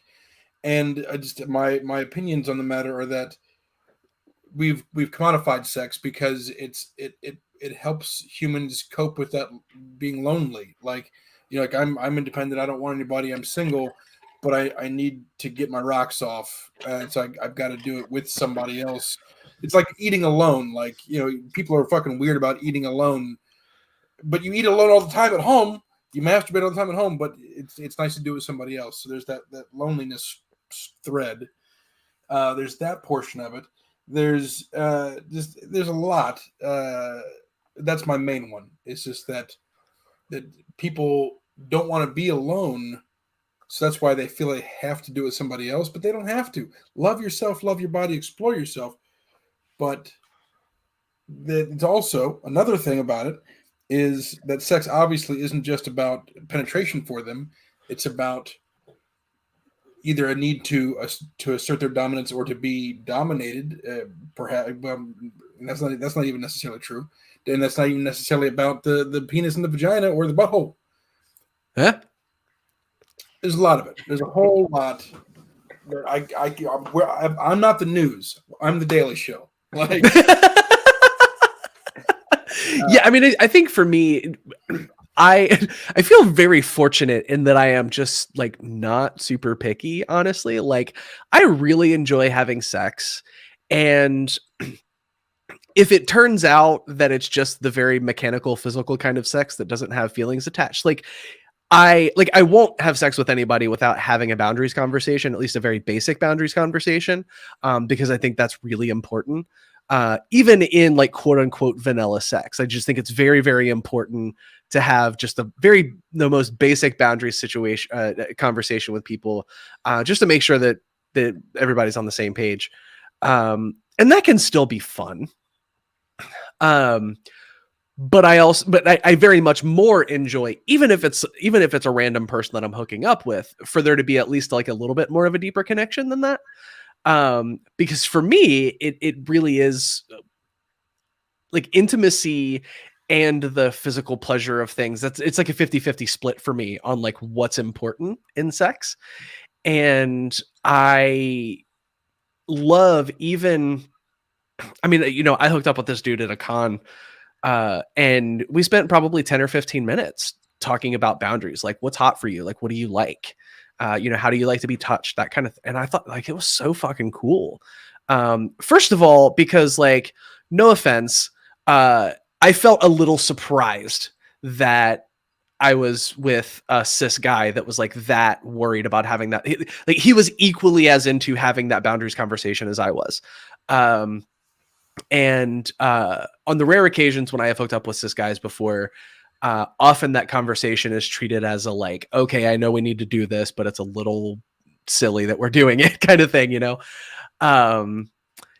and it was cool. And who knows if I will ever even meet him again in my life. You know what I mean? But there was still a level of intimacy there that was about more than like we're touching each other's genitals and we're fucking and stuff. And that's like, those experiences are always way more fun for me. I will say that I'm very excited for a time in the future in which I can stop being impressed when somebody cares to have that conversation. Like, yeah, and I hate it when like I'm meeting with somebody and then they're like, okay, now I just want to make sure that you're comfortable. What do you like? What are your boundaries? Things like that. When they do that, it's like, I'm like, oh my God. Oh my God. Thank you so much. Like, why? Like, why can't that be the norm? I think there's a lot to be said for the fact that like the reason why a lot of people have really fucked up relationships with sex is because of the especially puritanical way our culture treats sex. I have had to do, even as someone who had a relatively open upbringing, like my mom had the sex talk with me pretty early, and I feel like, looking back on it, I mean, I was fucking like 13 and it felt very awkward, but like remembering the conversation now, I felt like she did a mostly pretty good job of explaining stuff. And obviously at 14, she was having the conversation with me in the context of like, well, you're a boy, and so here are things you need to know as a boy. But I felt like she did a really good job of explaining about like how you want to like, consent is important and boundaries are important and that kind of stuff. But like, even with that, I just had so much bullshit to unpack around sex before it was able to actually be fun for me. So that touches on something I want to talk about in the previous episode, is that that's why penetrative sex is so ingrained in us as like the end all be all, and that's where you need to go, because that's what the birds and bees conversation is like. Yes. It's not like and so you want to make sure that the knot is secure but also safe to get out of. Like, that's not part of the birds and bees conversation. Like, it's not talking about what safe wax is or safe word. Right. Yeah. So it's just about just how to procreate is the end of that conversation. Like, that's one reason. Another thing that I thought about, again, I couldn't really bring it up, but in the last time we recorded, moments ago for us, is that you talked about how you're supposed to live this life of service in others, but you don't think about taking care of yourself. Having kids, I've realized that I have to train them to take care of other people and take care of their family and not live for themselves, because kids are selfish. But eventually I need to alter that conversation to make sure you take time for yourself and healing, and you can't keep giving if you've got nothing left to give. Make sure you're good. But kids are fucking selfish, and so you have to teach them to make sure they're taking care of their neighbor and taking care of their family. But you can drill that message too much. So watch the birds and bees conversations and teach them how to care for themselves and others.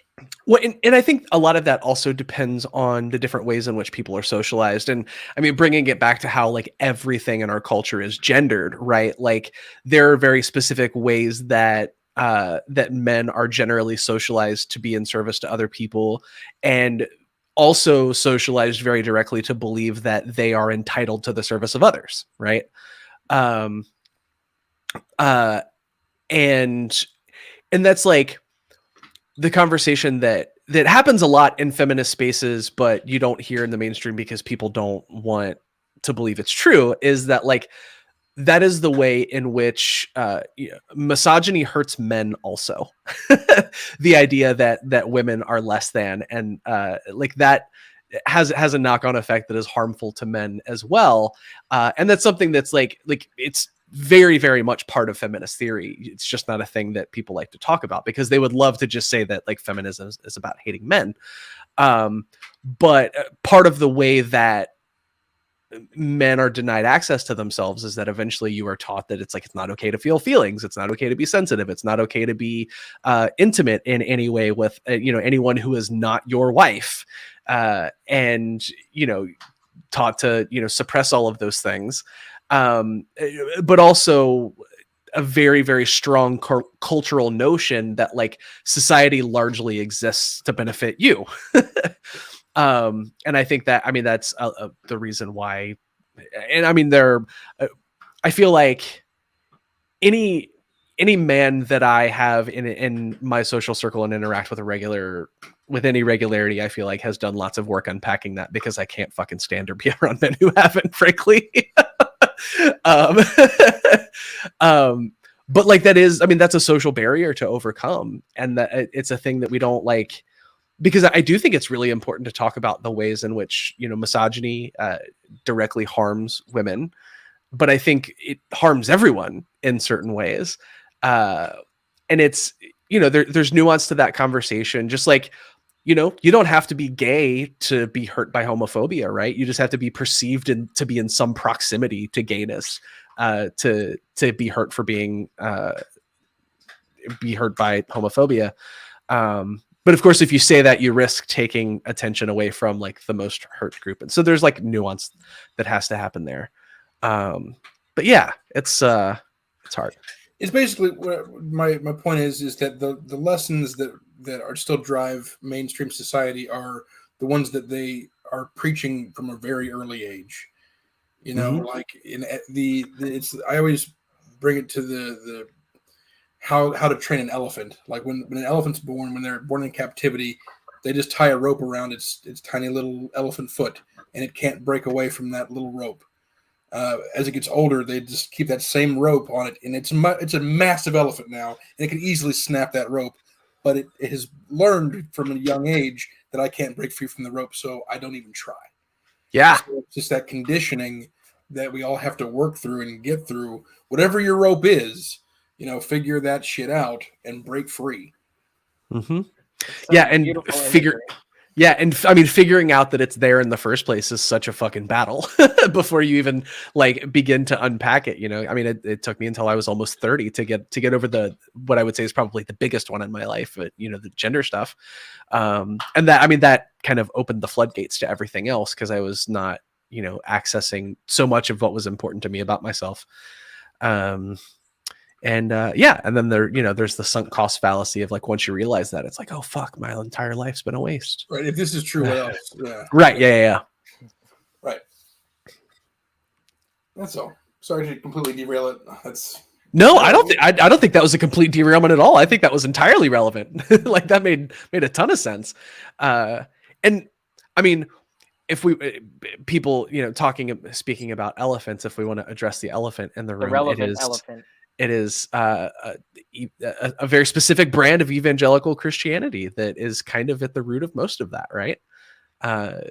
You know, the idea that you have to be apart and separate from your community, that whatever family you have, you know, mom, dad, 2.5 kids, whatever, that is the aspiration, the goal, the entire thing that society is centered around, as opposed to centering society around, you know, a broader community of people, you know, which if you look at basically every other human culture that's existed, they have very specifically been organized largely into communities of one kind or another, as opposed to these like separate and discrete family units. And that is the way that hegemony perpetuates itself, because it separates us from our power by separating us from community. Yes, Chris. Well, hegemony? Oh, that's like the dominant power that keeps everything the same. Let me look up the actual definition. Leadership or dominance, especially by one country or social group over others. Hegemony. All right. Hegemony cricket. Yeah. It's one of those fancy sounding academic words that I've taken into my vocabulary. Yeah. Yeah. Like, we learn all kinds of things here. Yeah. I just want to, you know, thanks. The more you know. So yeah, and that's, I don't know, that's I brought religion into the conversation, which it comes up a lot actually. It's does it? Okay, that's good. Because I mean, when these conversations, and this is a podcast about love, sex, and relationships, and you can't talk about love, you can't talk about sex, you can't talk about relationships unless we talk about these you know, traditional ideas that form them. And religion is so powerful in how it's ingrained in us. It's part of our culture, it's part of our communities, it's part of our families. Chris was talking about how these are ideas that are ingrained in children at a young age. If there's one force I can think of that's probably the most powerful thing that is ingrained in people at a young age, it's religion. And coming out of the closet was easier for me than coming out as I said atheist at the time. I didn't realize that agnosticism existed, but that's how powerful of a force it was, at least for me. So I can only imagine for other people who have even. Yeah, that's a common thing that's a common thing that people say. I have one friend I'm thinking of in specifically who said that coming out as gay to his like Baptist preacher dad or whatever was actually like, I guess in like whatever specific brand of Baptist church they have, they really don't care.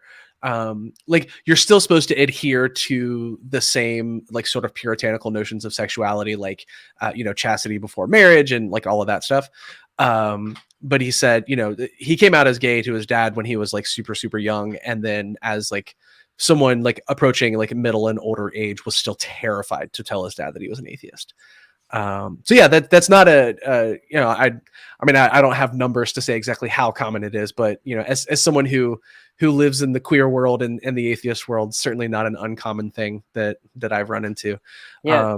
And it's kind of weird because it's almost like a trope or a cliche at this point, but I feel like religion is oftentimes, in the conversations that I've had with queer individuals, it's been a part of that. Whether it's a part of their coming out story or a part of them struggling with identity. In any, Christian religion, type that I've come across, it's a big message that is touted often that you love God first, and then family somewhere after that. It's always that guy first, number one. That guy, specifically right. A guy, of course. I did that on purpose. Sky Daddy. Yeah. I mean, maybe if I wasn't told to love a man at a young age, I wouldn't have turned out like this. Right. It's always about that motherfucker first. Although I do think it's important. This is a soapbox that I've gotten on a couple of times, because I got my start in I gave like the very, very abbreviated version of like how I started podcasting, and how I started, like the slightly longer version of that is that I started as an atheist podcaster. And I specifically, my show used to be called The Gaytheist Manifesto. And it was like very specifically a response that there were not a lot of trans voices in the atheist movement at the time. There was one person who was doing convention talks and stuff like that. And she appeared on a podcast occasionally. And I was looking, and I was able to find, I think, 2 trans people who were hosting podcasts. And I think at one time I looked, and it was like somebody who had made a couple episodes and then stopped making it. So there was like one active trans podcaster that I could find, and one person who like did convention talks sometimes and occasionally appeared on a podcast. And, when I came out, I had some experiences in the queer community here that were like, felt pretty hostile to me as someone who was an atheist. And then I saw, like a lack of people like me in the atheist movement. And I was like, I am a fan of podcasts. Maybe I should make one of those. And so I like very much existed in that world for a long time. And it's as messy a community as any other, maybe more so. I don't know. That's like a pissing contest I'm not super interested in adjudicating, but suffice it to say, it has a lot of the same problems a lot of other communities do, of like powerful charismatic white men at the head of things who can get away with doing whatever they want because people think they're heroes, and a lot of bad behavior got swept under the rug. But all that's to say, I think we often treat religion as a boogeyman when what we really mean is Christianity or Abrahamic religion. Because I think, there are plenty of spiritual traditions that I think are not inherently hostile to queerness or transness. As someone who was an atheist myself, like I equally don't believe in those, but I do think it's important to sort of like name and be specific about where things, because I don't think you can meaningfully talk about religion as if it is any one thing with a singular effect on the world, because there were plenty of different spiritual traditions that didn't end in like colonization and the near destruction of the planet and like all of the other things that a specific brand of evangelical Christianity or in some places Islam. I think it's just important to like name specifics about where the problems lie and where those traditions are, And that's not to like make saints out of any other, because I mean there are Buddhists who do terrorism and Hindus who do terrorism. You don't hear about them as much because they're certainly smaller in number, and of course, as generally speaking, in the United States, those things are treated as a monolith. And things that don't quite matter as much on the other side of the world, because we would just rather like lump all those things together and set them aside. But yeah, that's just they don't have oil for us to steal. Yeah. There's that too. I think the issue is more so with maybe not necessarily religion, but I would lump all of them together under the phrase like organized religion, but with like the specific idea of organized religion that has rules about how to love, how to have a relationship, how to have sex. Like that specifically. Whether it's positive and whether I agree with it or not, I don't think that we should put these hard rules that specify like how people explore those things.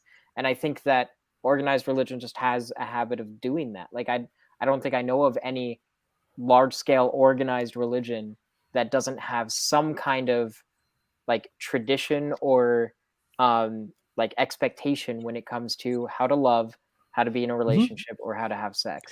Yeah, I mean, I'm specific of basically any philosophy that has a whole lot of thou shalts or like something like that. Especially, sorry, go ahead. Like anything else, it needs resources to survive, and religion's resources are people. And to make people, you have to have a sex in a certain way.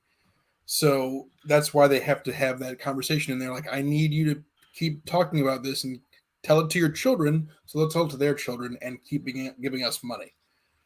Well, right. I think it's a lot about preservation of power, right? Like you see that in how the early Catholic Church operated, and how, like if I'm remembering my history right, like there was a period of time where like the average person wasn't able to read the Bible, like they just had to take the priest's word for what was in it. You know what I mean? And like those things are like very obviously ways to consolidate and preserve power, not anything having to do with human flourishing of any kind. Right. And so, I'm suspicious of any philosophy that sort of operates in that way, if that makes sense. I've met people from other spiritual traditions that it's like, oh, like it's literally the foundational nature of like what I believe about the universe, that like people are supposed to be able to do whatever they want as long as they're not hurting other people. And of course that can mean a lot of different things, because Christians would say, specifically like the right-wing Christians who like want people like us dead, would say that's what they're doing. And I that obviously just has to do with their prioritizing, like, me being unhappy and hating myself in this life is not actually a problem as long as I end up in heaven. Those kinds of philosophies I generally look at with skepticism, but I also think it's just like, I don't know, it's important to contextualize that in terms of where the power lies. That's why I kind of look askance at so much of American style atheism that just like comes down so hard on Islam. Because it's like a lot of it is just so xenophobic and so racist. And it's just a convenient way to cloud xenophobia and racism, when it's like we really should just be more concentrated on interrogating the power structures that exist in the United States, in name evangelical Christianity, and the harm that is like very obviously doing in the place that you live, among the people that you are. And it's interesting who gets the benefit of the doubt and who doesn't, right? Because everybody's like, oh yeah, like I'm an atheist, I think it's all bullshit, but like my dad's a Baptist pastor and he's a good guy. But like that, you'll find that same person saying things that imply like every Muslim is a terrorist because Islam is inherently this one thing. And it's like, there's a reason you give that benefit of the doubt to Christianity that you don't give to Islam. And it's it's very clearly xenophobia or racism, you know? And so I think it's also important to interrogate those kinds of things too. Like, you know, who has the power, and especially who has the power, like where you live, over the marginalized groups sort of in your sphere. Yeah. Is that a mic drop moment? Maybe there's some silence. So I was just like, yeah. What a journey we have been on. Yeah, we've gone some places. We have. Wait a minute. Okay, so this says live 1 hour 49 minutes and 50 seconds. Is that since we switched? No. Or is that the okay? That I was going to say, holy shit, have we? That's why. No. Okay, no, that makes sense. Okay, Right. Yeah, this is total. Tabs on the whole thing. Yeah. But, good. But yeah, I mean, I feel like we've got ourselves to a nice little point here. Yeah, we've got elephants is the what I took out of all of this is to 42. specify, not just 42. elephants. That's what it comes down to. 42. Yeah, It's the answer to everything. Answer the question of life, the universe, and everything. Mm-hmm. The ultimate question. The ultimate question. Yes. Thank you. My question is, what is the ultimate question? Well, we're going to need like 1 million years or something, and Yeah. a whole new computer to answer that question. Yep. There are probably people We need listening to mice. this who have. There are probably people listening to this who have no idea what we're talking about. But there's quite a few who are like, yeah, dolphins and towels. Let's go. Of course, yes. So long, and thanks for all the fish. So that it should come to this. We tried to warn you all, but oh dear. That's if we want to talk about. I know that you said you don't want to hash out the whole like what's the best sci-fi whatever, but Hitchhiker's Guide to the Galaxy. Oh, so good. So to be clear, I'm not interested in the silly Star Wars versus Star Trek debate. It's like comparing apples and avocados. They're two different things. I don't even care if they're the same. I don't care to debate over them. Star Trek is like my entire life. I enjoy Star Wars. And I am very, very glad for my friends for whom Star Wars is their entire life. Like, it's the silliest debate. I love that my friends have things that they like, and sometimes those things are Star Wars. When I was a kid, I loved having those debates. Now, I am very, very glad to have a discussion comparing and contrasting and talking about the reasons why I personally like one thing more than another. But I'm just so over the idea that I have to convince someone that they're wrong about a thing they like. It's silly. Yeah. And so all that's to say that, yes, Hitchhiker's Guide is, I'm all the way with you. I think Hitchhiker's Guide to the Galaxy is like the creme de la creme. It's like chef's kiss. Love it. Yeah, it's great. I mean, I like Star Trek better, but strangely, I also believe that you can like Hitchhiker's Guide more than Star Trek, and we can still be friends. It's weird. It's a weird concept. Sorry.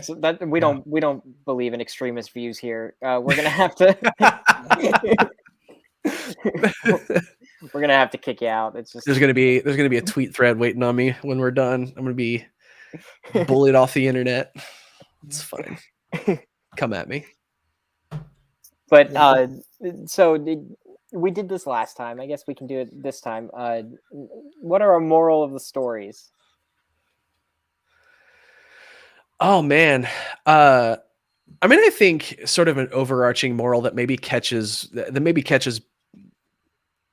2 or 3 discrete conversations we've had in the course of all this is that like shit is really complicated. And I think the first step is just really embracing that everything is so much more complicated than you imagine it to be. And anything, especially if you've not already done a ton of work in unpacking the culture that you've grown up in, a whole lot of your assumptions and a whole lot of your defaults are probably wrong. And a whole lot of the things that you think of as the status quo are probably not actually good or healthy. And that it's really, really important to interrogate all of those things in an honest way with the help of a therapist if you have access to one. And again, if you ask yourself these questions and you come down firmly on the side of the status quo, maybe ask yourself that question 2 or 3 times again. And if you do come to the same place, it's fine. But I would again just say be suspicious of getting comfortable in like, oh yeah, everything I grew up with makes total sense. Because spoiler alert, that's rarely the case. Yeah. My moral would be that, your answers are not anybody else's answers. You can't copy off somebody else's test because it's. I mean, I can, but that's fine. I mean, sure. To the you can. I cast aspersions, not cast aspersions, but I guess doubt those who have very firm beliefs on those who you haven't moved out of your hometown and you've never traveled or lived anywhere else, and this is your whole bubble. You probably need a little bit better worldview. You can absolutely be an educated and brilliant person, but I really have to dig deep and double check and examine where you're coming from if you haven't really experienced the world. Yeah, if you have an internet connection, there's no excuse. Man. You don't have to have the money to travel. All you have to do is be able to get on the internet. Do your own research, yeah. Yeah. Except when it comes to viruses. Jesus Christ. Yeah. Not that way. Not that way. Yeah. Well, and that's what's so hard about coming up with a moral of the story, right? It's because like there are caveats and exceptions to everything. Yeah. Because there are certain things that I am very firm and immovable on, and I will absolutely say, like, if you do not believe this, you are wrong. And those are things like the way that I feel about structural racism, structural transphobia, structural misogyny, those kinds of things. That sort of stuff I'm like very, very firm on. But when we're talking about like finding your way through life in ways that don't lead you to visit oppression on other people. Steven, what do you got? I think you guys summed it up pretty nicely. I feel like I really liked your imagery with the elephant and the rope, and yeah, that was great. Like, kind of believing that something has more power than it has, and sort of growing out of that and having to acknowledge that that's there and break out of that. It's beautiful stuff, poetic. I love it. So just remember, always remember that you can learn from the pachyderm. Oh my God, that's so good. That's so good. Also, don't feel like you're a failure if that terrifies you, because it makes a whole lot of sense for it to be terrifying. But like, I can promise that like on the other side of that scary stuff, there's just like a whole new world. It's okay to be out of your comfort zone. Good, in fact, in many cases. All right. Well, I love you both very, very much. Wow. Thank you to all of our listeners and viewers so much for your time and your attention. And Steven, you want to hit him with the... Oh, wait, first off, Callie, could you give your podcast another shameless plug? Absolutely. My podcast is called Queersplaining. I am at Callie Gets It on Twitter, and you can find Queersplaining. Should be able to find it anywhere you currently listen to podcasts. And if you don't currently listen to podcasts, you're probably not hearing this. So there's reason to believe. Oh, here I am making assumptions again, but I think that's a fair one. And Steven, hit him with our shameless plugs. Oh God, what have I done? We have robbed him of his ability to speak. I wasn't ready. I should have been ready, but I wasn't ready. But if you would like to contribute to my ability to be more ready in the future, then visit mtfproductions.com/donate. Yeah, that's all I got. That was a brilliant transition into that. Save. Very nicely done. Fantastic save, yeah. I like to to fall, but then catch myself, so it looks like I'm dancing, but I'm actually just falling the entire time. Fall with grace. Great. Yep. Fall with grace. Falling with style. Yeah. Yeah. There it is. Oh yeah. Oh, hold on. I'm better with this hand. I can do it with this hand. I can't do it on my right hand. Boop, boop. All right. Be good, friends. Are we doing post show? Absolutely. Let's do a post wrap up. All right. So anyone who's tuning in live, just stay tuned. We're gonna have a post show where we can just kind of chill and hang out. If you're listening after the fact, you could have tuned into the after show if you were listening live and watching live on Twitch and on Facebook and on YouTube. And also, eventually we'll have a Patreon where we'll have a little bit of unlockables, and this might be on it. So unlockables. Unlockables. Okay. That's tapping into the gamer in me. Oh my god. Oh my goodness. Unlockables. Speaking of things you like having during sex. Unlockables. All right. And well, I'll get into that in the post show. All right. I'll see you all on the flip side. Love, love, love. Yeah.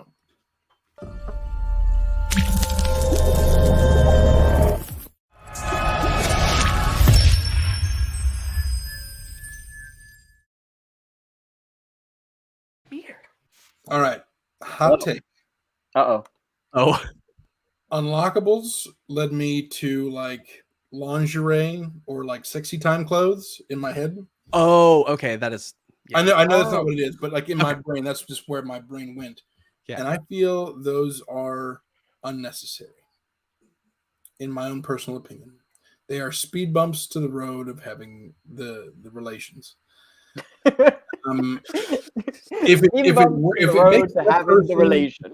it makes that person feel sexy, absolutely go for it. If it gives you that confidence boost that you want and or need, by all means, wear whatever that is that you want to wear. But I'm gonna tear them shits off anyway. So it's just like I hope you didn't spend a lot of money on that.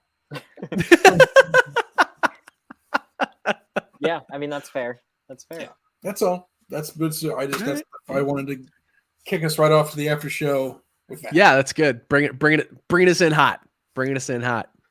Man, cosplay? I like that during sex too. It's great. Yeah, I'm like, I hope you didn't spend a lot of money on that cosplay because I absolutely likes it because whatever, but I'm gonna fuck it up. I had my first threesome with someone cosplaying as Jim Kirk and another person dressed up as a sexy Klingon. All right. Were you the green alien? I was actually made up as a Trill while that was happening. Right. Yeah, it was delightful. It's a wonderful experience. I don't know what these terms mean. Oh, Captain Kirk is the first with the original series. So Klingon... yeah, Klingons are the species with the ridged foreheads. Oh, okay. And this girl had actually had, so at cons sometimes there are makeup artists that will like for a fee will like do your makeup and do it like super high, like near screen quality. And she had done that to be made up as a Klingon, and so she had the forehead ridges and the wig and everything, and it was amazing. And I was I did not have it done professionally, but I had the Trill are a species in Star Trek that some of a number of them carry symbionts in their bodies that carry memories from past lives. And so like if I had a symbiont, basically it would collect all of my memories, and then when I die it gets passed on to someone else, and then they would then remember everything about my life. And so they're kind of like the honorary trans people of Star Trek. So I'm a big fan of the Trill. So I was made up as one when I had my first threesome. And the other hookup that I had that same night. Yeah, it was all fun. Oh yeah, I made my way around that convention. Yeah, it was great. It can be wild. Yeah. Got to go to more conventions. Jesus. Yeah. I'm saying it's wonderful. It's great. And I mean, it doesn't hurt that like at a Star Trek convention, and this is going to sound arrogant, but fuck it. It's true. I am a very interesting person at a Star Trek convention because I speak Klingon. And Can you give us like an example? sure. Any specific genre of thing that you would like me to say? And keep in mind, I'm like halfway conversational. I'm not super fluent, so I might not be able to pull translations right out of my ass. But say something like very revealing and sexy, but don't tell me what it means. Hitchhiker. And, oh, hold on. Can you do that again? Hitchhiker. That sounds like ketchup. But you Or mangachuk danech. Okay. All right. Should I be aroused? Is that the response, the appropriate response to this? I mean, it depends on what turns you on, and also if you find me attractive. So, just gonna go ahead. I think the voice with the accent, the Klingon there, that's doing something for me. So I'll go ahead and ruin it for you. Hitchhop is a command to hit me. Oh, okay. Jesus. And mangachuk danech is literally, do you want to have sex? Okay. Or more literally, because of the way Klingon grammar works, it's more like, we have sex. Do you want it? I have some sex. Would you like some? Yeah, there's a whole grammar thing to be had about how that works. But I just have some leftovers in the fridge. I'll pull it out. Yeah. At the ready. I'll preheat the oven. So yeah, so I'm certainly not afraid of using that as a like get my foot in the door when I'm working the game a little. Absolutely. Yeah, play your strengths, shit. But that's also the thing that makes the average social situation really fucking difficult for me. It's like I'm in a room with a bunch of straight people who are not nerds. What the fuck am I going to talk about? Sure.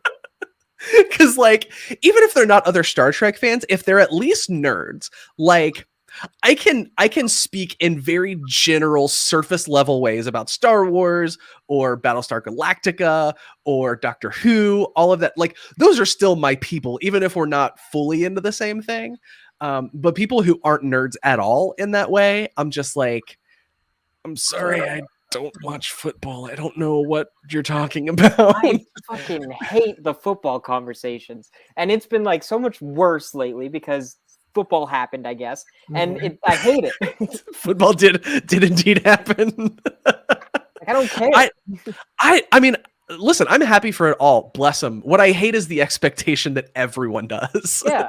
I mean, that's back to previous conversations about other topics, right? Like I literally went to the deli one day and we were doing the like, how you doing? Oh, pretty good. Be better if the Jets would have won last weekend. You know what I mean? I don't actually. I don't get how your home team winning has any effect on anything. Which is fine, right? Because that person probably has zero idea how the last episode of Star Trek emotionally fucked me up and I won't recover for a long time.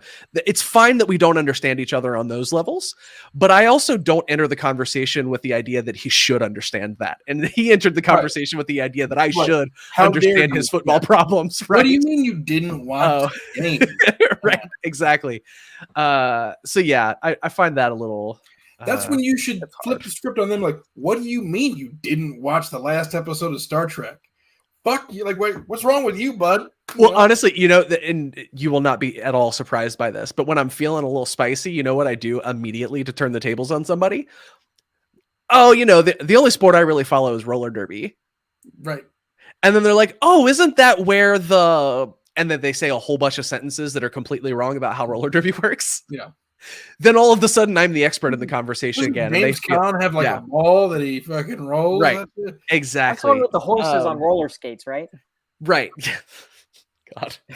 I would pay to see that. because here's the thing. I really hate silly social games, right? They fucking exhaust me.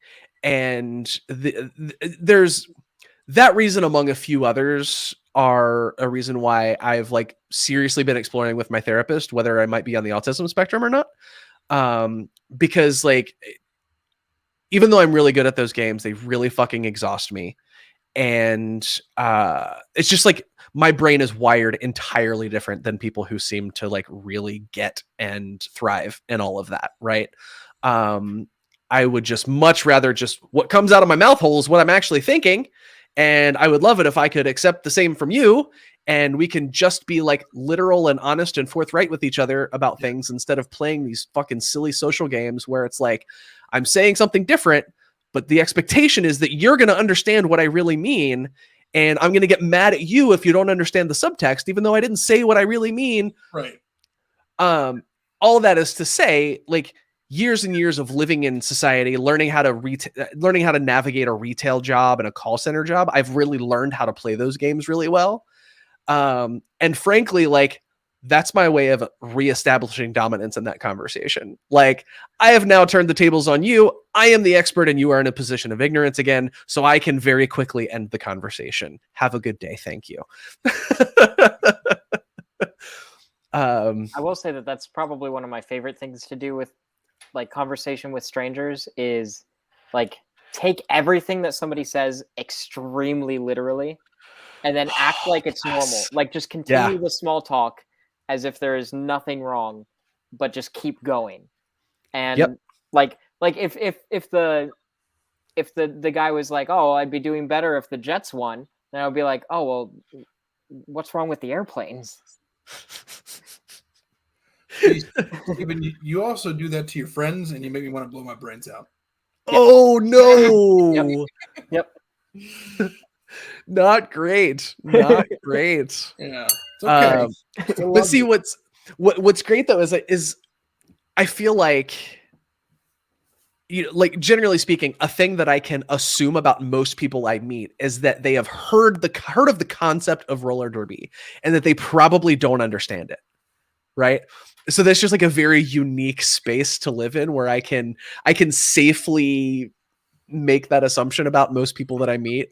And you know, I would never like flex that on people without a good reason. But it's like, you know, if you're gonna treat me that way, I'm gonna bring it back around on you. Because here's the thing: if I mention like, well, I'd rather talk about Star Trek, they'd be like, oh yeah, Captain Kirk. And that's like all they got, right? So there's just nothing there. So there's zero, like I can go on and on and on about how much of the minutia I know about Star Trek, about how I speak Klingon, and all of the cool Star Trek props that I have, and people just truly don't give a fuck. But because a thing that people generally know about roller derby is like, ooh, hot girls probably scantily clad on roller skates. I'm interested in that. You know, there's a level of interest there that I can't peak if I'm just like, you know, like if I walked around assuming other people knew stuff about Star Trek the way people do about sports, like that wouldn't get me anywhere. But I would love to do that. It would, depending on how often you see that person, it might make them never ask you the stupid questions again, you know? See, but that's the thing. Like, I don't necessarily like not want to have a conversation with someone. Like, I love just making a general quick connection with another person. But I would rather it be over like something genuine, you know? Like I remember, and this is like, I mean, maybe we'll bring the mood down a little bit or whatever, but I remember, you know, towards the beginning of COVID, you know, I kind of made the calculation that like, you know, grocery delivery is probably safer, but if I have literally zero human contact, that's going to be a very, very big problem for me. And so I'm going to make a grocery trip like once every 2 weeks, make sure I wear a mask, social distancing, all of that stuff. Right. And that's like the one informed risk that I'm going to take just because I need to not be in my house and I need to be at least in some proximity to other humans. Right. And I remember, you know, I was, you know, hey, how you doing? To the cashier, and the cashier's like, yeah, you know, there's crazy times. And I was like, you don't have to answer this question, but like, are people being cool? And I just like, I saw tears welling up in this person's eyes. And And that was just like a very quick moment for me to be like, if nothing else, like shit's wild for you right now. And in all frankness, it's more wild for you than it is for me because my job is inherently work from home. Like I was working from home long before the pandemic. And so like, though I'm struggling, I'm having a much less dangerous time in life than you are right now. And so I was able to do that, have that moment of like, I see you and I give a shit about you as a person and I give a shit about what you're going through right now. Like, I like having those kinds of moments with strangers. I would just rather those things happen without a lot of really shitty social expectations about like cultural awareness of sports or whatever. I think that's the problem with small talk is it's like it's such a like fake interaction. Like it's energy output with nothing received back. Like it's like, hi, how are you doing? It is like it could be translated to I don't give a fuck about you, but I am socially obligated to like say something. So I'm saying something. And it's just awful. I hate it. But that when you were like, hey, are people being cool? Like that was a moment of like actually caring and like stepping outside of the this is the obligatory I say statement A, you say statement B. And like right. Because we're all supposed to say how you doing, but we're definitely not supposed to answer that question honestly. Yeah. Right. Yeah. Because I went through a period where I was doing that. I was like, you know what? I am so fucking tired of all of these social expectations. When someone asks me that question, I'm just going to answer it honestly. And sometimes it legitimately is like, I'm actually having a great fucking day. How are you? You know, that's cool. So how you doing? Honestly, I'm struggling pretty hard today. And that's just fucking broken code, right? Like people don't know what to do with that. And I think like for a while it felt like my sort of like my like social, like my fucking one person protest that I was like, I'm going to fuck up the social norm, even if I'm the only one that's doing it. Right. But like there's so much weight of expectation the other direction and so much pressure the other direction. It was just like, I don't like, because I don't, even though engaging in that kind of silly, pointless small talk annoys me, I'm not trying to ruin someone else's day over it. Especially, somebody who's working at a restaurant or a grocery store or whatever, like, service workers fucking in the best of times have it so hard. You know what I mean? Like people being shitty for no reason. And so like, I'm definitely not trying to like ruin anybody's day or be shitty to anybody. And so like, I just kind of went back. An NPC out of their own existence into becoming a playable character in your game. It's like, right. Wait a minute, fuck no, like I was gonna go be my own PC over here, but now I've got to be a PC here. Let me just be an NPC for a second. Like right. Like, yeah, this person has like, if there's an opening for some kind of real connection or conversation, sure, I will have that. But like, for that reason specifically, I've gone back to like, even though I fucking hate it, I do the rote, how you doing? Good, and you? Or not so bad. Yeah. Just because that's how are you now? Yeah, how are you now? Yeah. Good, and you? Well, I have this bad habit of like responding with a cliche and then adding something at the end. Like I'll say like hanging in there, and then like after a beat, I'll be like, buy a thread. Or like say, how's it going? I'll be like, it's going. Don't know where it's going, but it's going. Like, yo, Manaxra, you get me, and I appreciate it so much. What? Oh my god! What did they say? Sometimes you can avoid the small talk by going back to the ship to get your saddle. Because, as we know, every serious writer has their own saddle. I don't understand.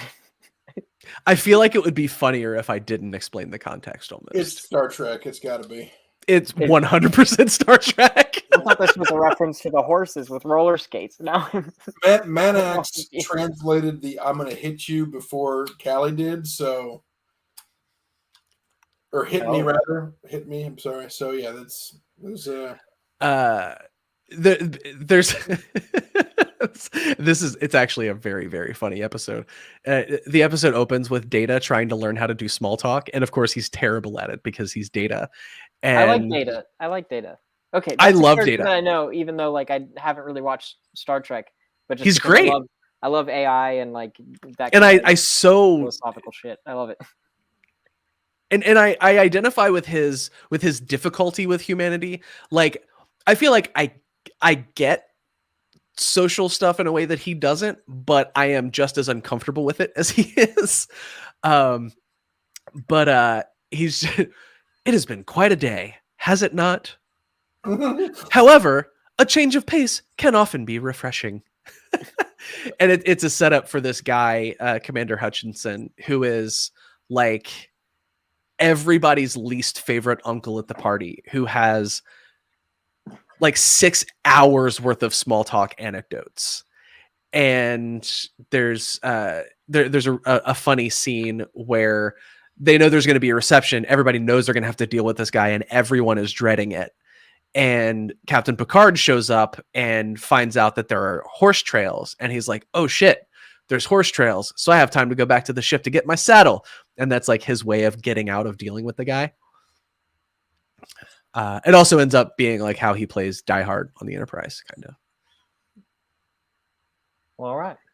It's great. Fair enough. All right, nerds. Well, again, I love He's you off both. to get his saddle, I guess. Yeah, I am. I'm definitely saddling up. Every serious writer has their own saddle. It needs to be broken in, and yeah.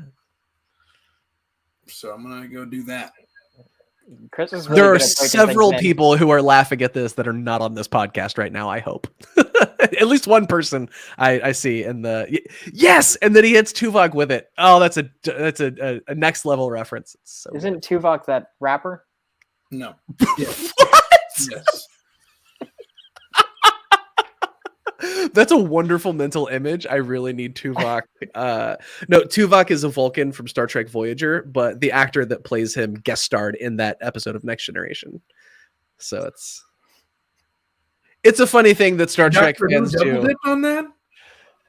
Oh, there's tons of guest stars that have that are like the same Company? people in very different roles. Yeah, it's really funny. All right. All right. Well, love you all. Mwah. You know, feel free to carry on, but I'm out. So, I'm probably gonna. Yeah, go to I sleep. need to. Actually, I think I'll play video games until I Hell yeah. lose consciousness. I think I need to eat a snack, and then yeah, it'll be my bedtime as well. Callie, thank you so much. Absolutely. Thank you for having me. This was a lot of fun. Yeah. Thank you. Yeah. Lots Love of kisses. All right. I'll see y'all later. Love, love, love. I'm gonna end the thing. All right. All right. See ya. Thanks everyone for tuning in.